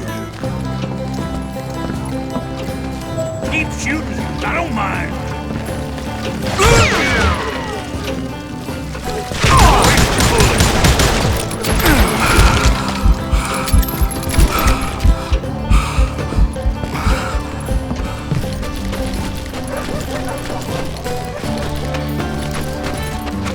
Hey, you got us an eagle.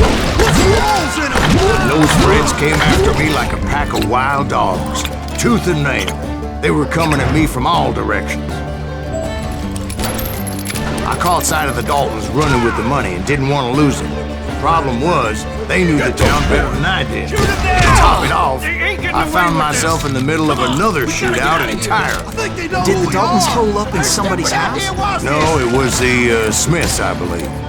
They were cousins of the Daltons, and they were shooting at the Browns, who were shooting at the Daltons. Which wasn't any surprise, because those 2 families have been feuding forever. And since the Joneses are related to the Browns, they shot at the Smiths, pissing off the Heimhoffers, whose daughter recently married a Smith. Well, bullets were flying every which way as all the old feuds in Kansas caught fire all at once. There was a hell of a lot of pissed off people in Coffeyville that day. But that's just the way life is sometimes. Shit happens.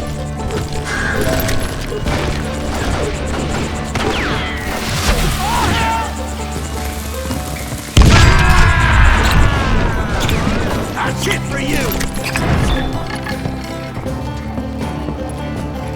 Show yourself!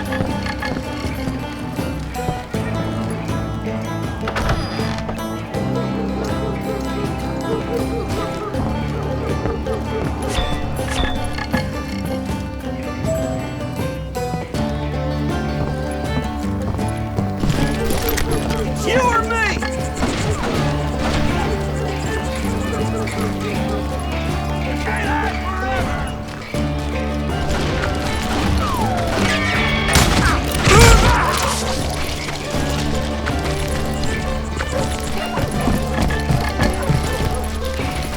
The Dalton boys knew I would never give up. Those Daltons weren't the sharpest knives in the drawer, but they always stood together. They set a trap to slow me down and allow at least 2 of them to escape. The 3rd brother stayed behind to plant me, just in case that trap of theirs didn't work.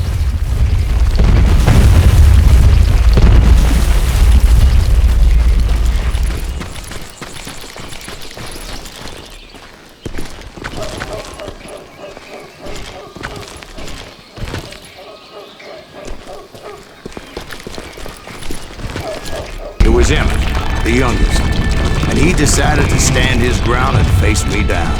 I ain't afraid of you, Silas Greaves. This is where it ends for you. He was determined to protect his brothers. I understood how he felt, to taking me on all by his lonesome wasn't exactly a recipe for a long life.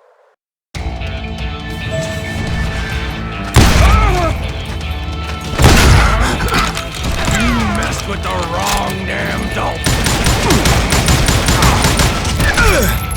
Come here!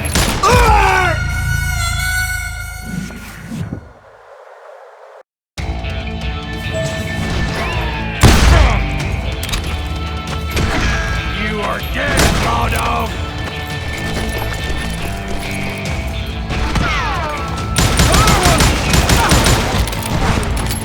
I'll blow your damn head clean off!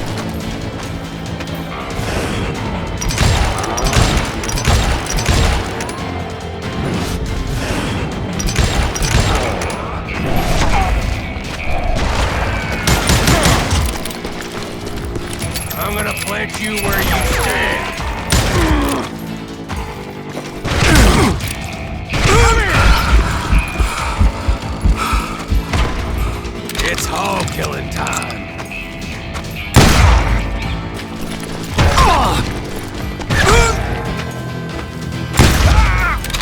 You ain't getting by me, Greaves.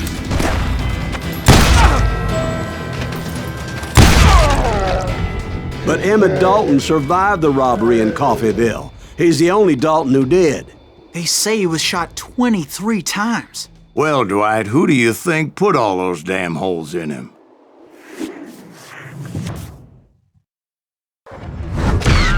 But I have to admit, that boy had grit.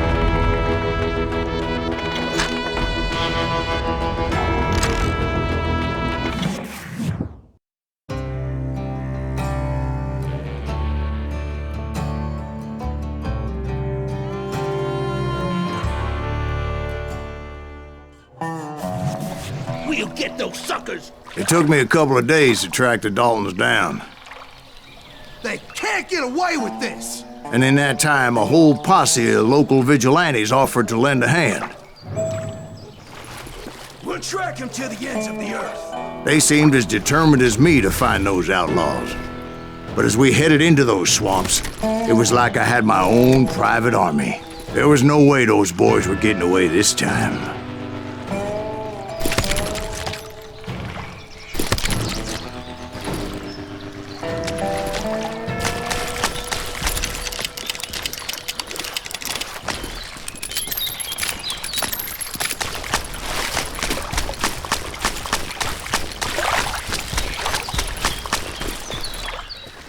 It was early fall, right? Beautiful time of year. At least you had the weather on your side. Not by my recollection.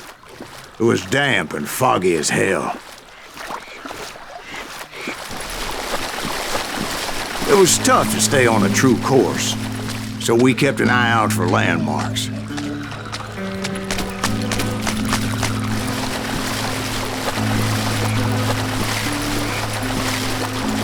It was autumn. The maple trees were in full color, red as blood.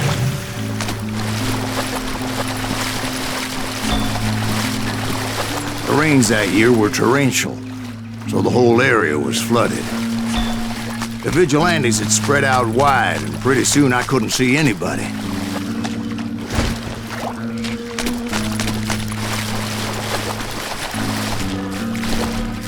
Bury them in the street! Plant them where they stand!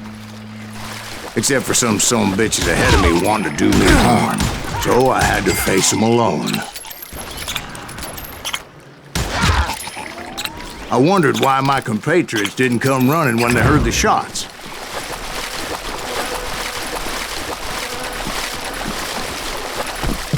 So did you find the Daltons? Not yet, but I did have the questionable pleasure of meeting a few of their friends. The boys had established quite a reputation by that time, so they attracted all manner of riffraff to the cause.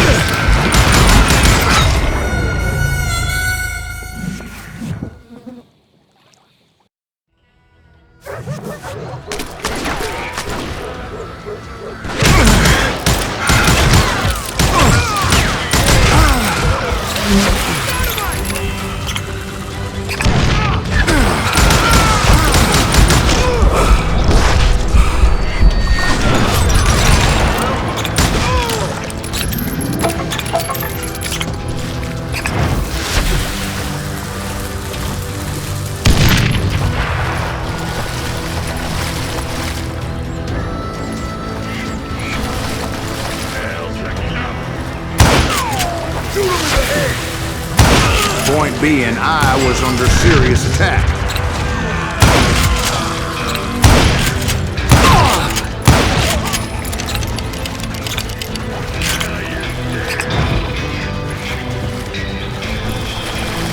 Ready for a belly to the butt.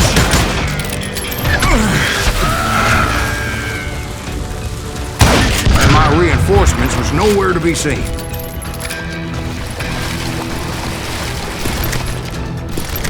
Somebody kill that sumbitch!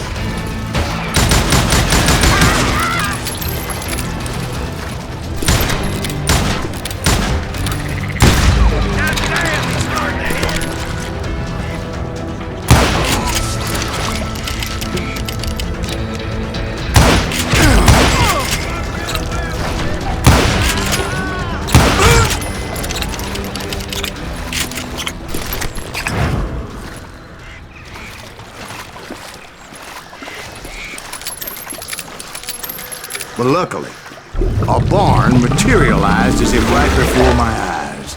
I scrambled up top to get a better view, but just ended up falling inside. So, how did you get out? The barn doors was open. About right then, I saw some suspicious characters running through the bushes. Of course, I followed them. But that goddamn swamp was like a goddamn maze, and pretty soon I had no goddamn idea where I was. Steve? So I just started walking, and pretty soon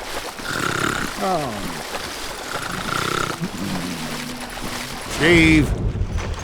Steve? Huh? Oh, no, I'm listening.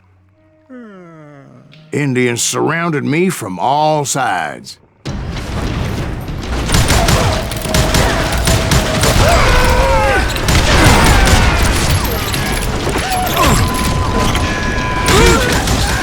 There were Indians? No. I just wanted to make sure Steve was paying attention. Now, where was I? You were following the Daltons through a swamp? That's right. See, Steve? Dwight's paying attention. No, I'm listening. I was just resting my eyes. So, where was I? The Daltons. Right. See, there's a reason so many outlaw gangs are made up of brothers. Being a brother is a very sacred thing. It's a bond like no other. Hunters! Stop that, So did you ever find the damn Daltons? Not yet, but I did find a few of their cousins. You Kansans breed like rabbits. More Smiths or Heimhoffers or who knows what.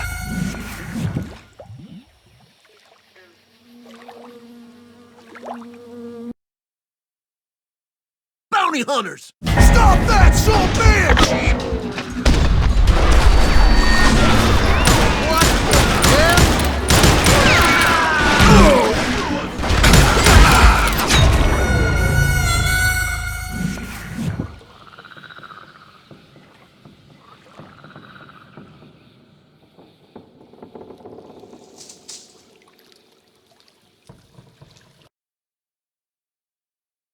Bounty hunters! Stop that, bitch! Take that asshole out!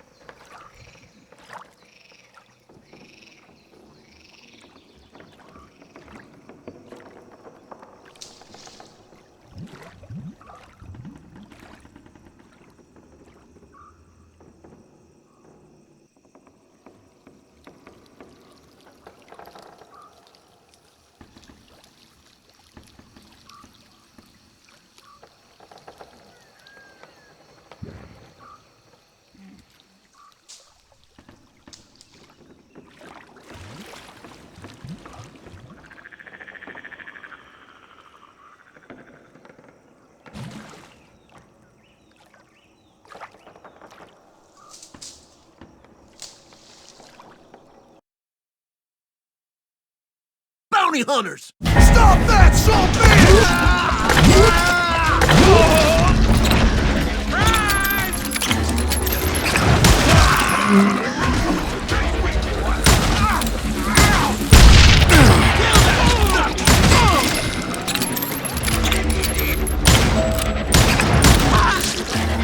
But hell, what's more important than family? I bet Ben knows what I'm talking about. Time for you to go!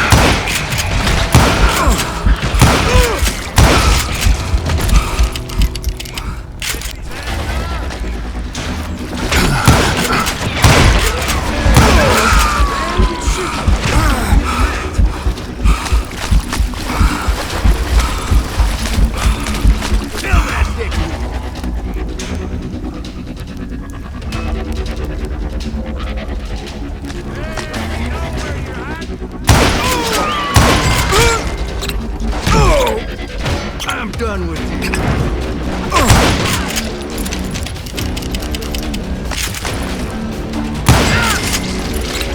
Now you're dead. You're gonna have to do better.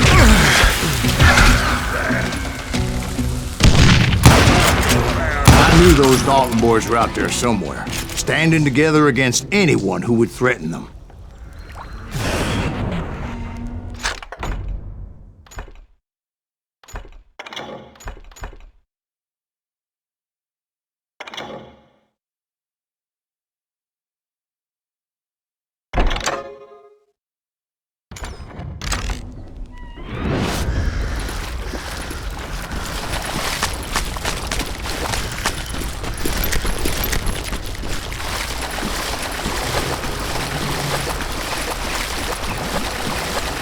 That's when I saw it. A goddamn steamboat.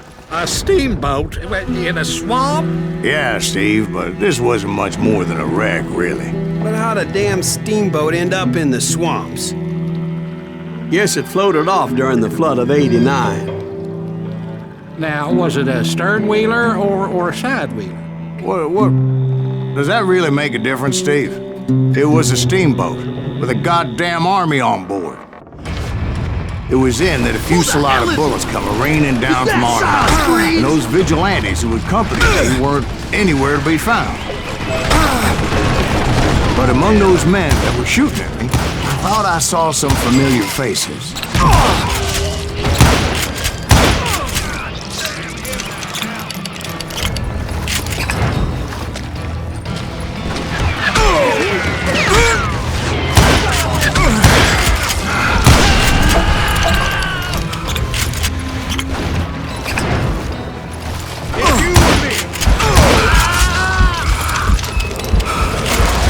Somewhere up there, the Daltons were waiting on me.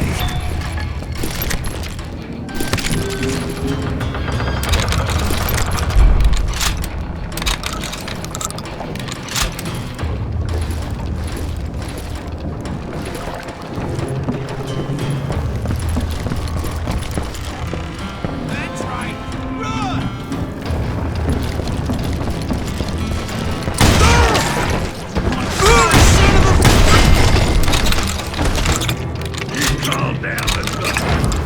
like you don't give up too easy. That's the kind of man I am, Ben. I set out to do something. I do it. Surrender just ain't in my nature. Plus, I'm stubborn as hell.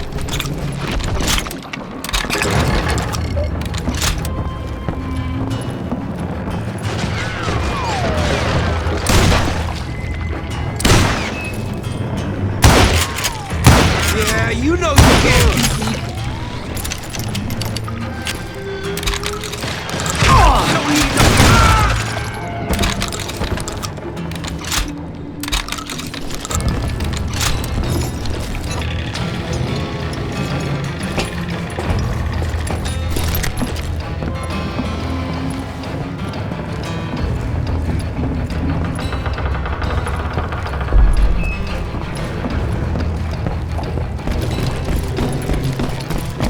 Right about then, much to my relief, the vigilantes finally arrived.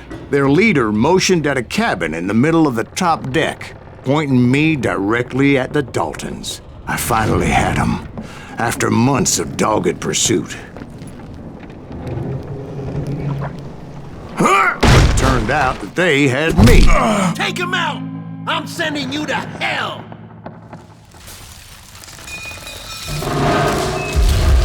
The Daltons had played Not me so like a tough fiddle. after all, is he? Apparently, the vigilantes were on their damn payroll. They didn't just want to shoot me. They wanted to burn me alive. But finding my way out of a burning labyrinth proved to be quite a challenge. It was a riverboat, right? I mean, it's not like it was a goddamn ocean liner. Well, yeah, but I was in Did a you hear fight. about that ship that's gonna launch next year? Largest one in the world. You're well, talking about the Titanic. If you ask me, it's too blessed big. I don't think it'll even float. So anyway, Don't be stupid, Steve. They know what they're doing. They say the Titanic is unsinkable. oh God. But getting back to that steamboat, how'd you get off it, Mr. Breeze? I took in a lot of smoke that day, so I admit my recollection might be a bit hazy. But somehow I managed to finally disembark. I was coughing up smoke and pretty damn pissed. I was done playing games with those boys.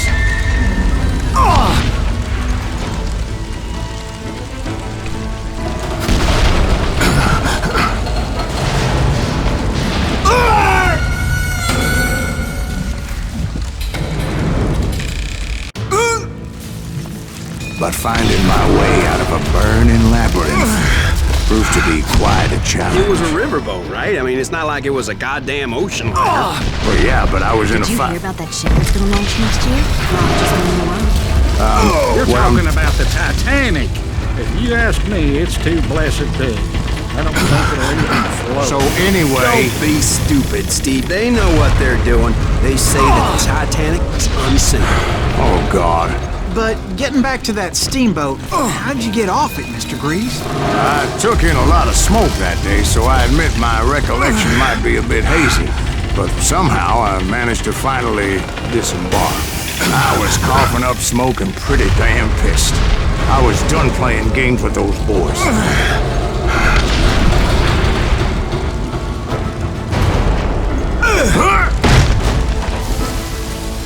It was time to settle this once and for all.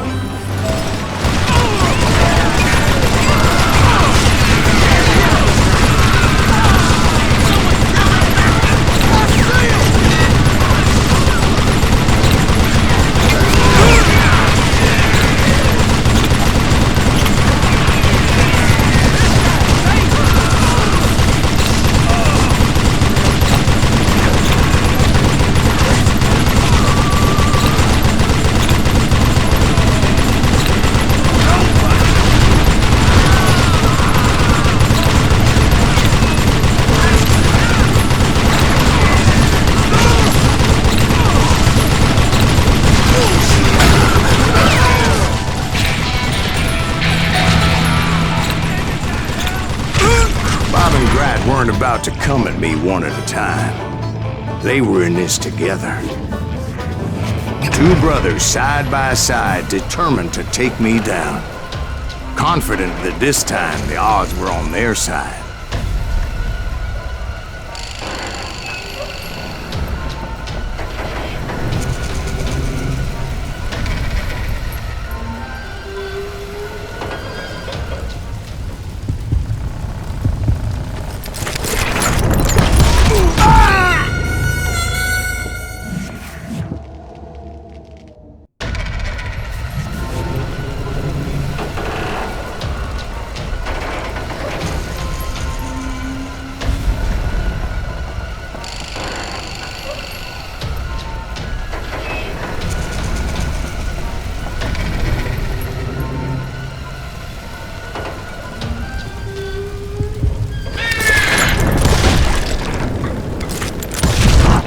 They got it wrong.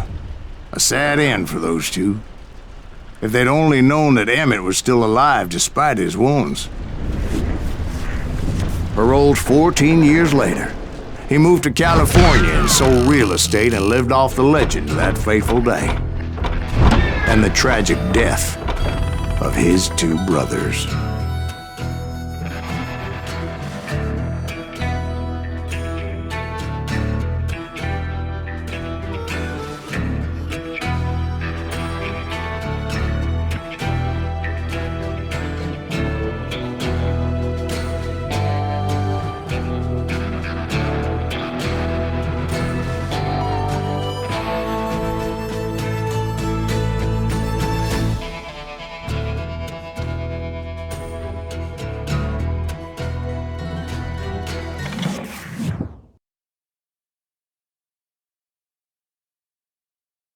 My own brothers died tragically as well, truth be told.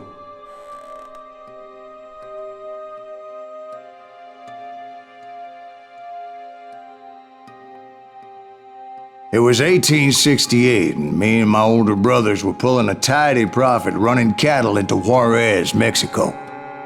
One night after my brothers retired for the evening, I found a little poker game in a cantina with a couple of cowboys. And I just couldn't lose. I even won an old Spanish coin that had to be 100 years old. Well, I was mighty pleased with myself the next morning as my brothers and I rode for Texas. But before we crossed the border, those cowboys caught up with us. It was Johnny Ringo, Roscoe Bob Bryant, and another asshole named Jim. They wanted their money back and everything else we had, including our lives, as those boys didn't want us coming for them later. Bob put that old Spanish coin in my mouth and said, "I won't have it said that I left you with nothing, boy."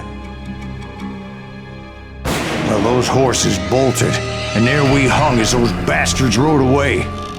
The branch finally snapped under the weight of the three of us, but being my older brothers were bigger and heavier, they were already dead.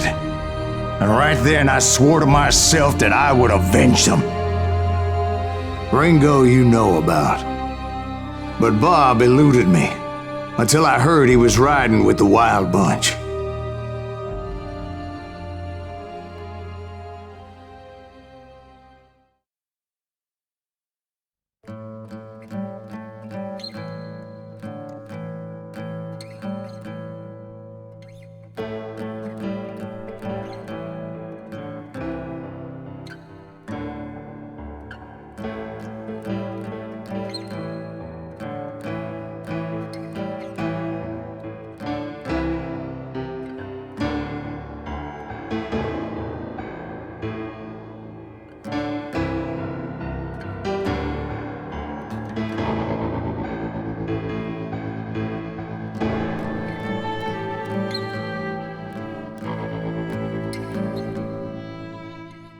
I'd been on their trail for months, ever since they left their hideout in the Bighorn Mountains.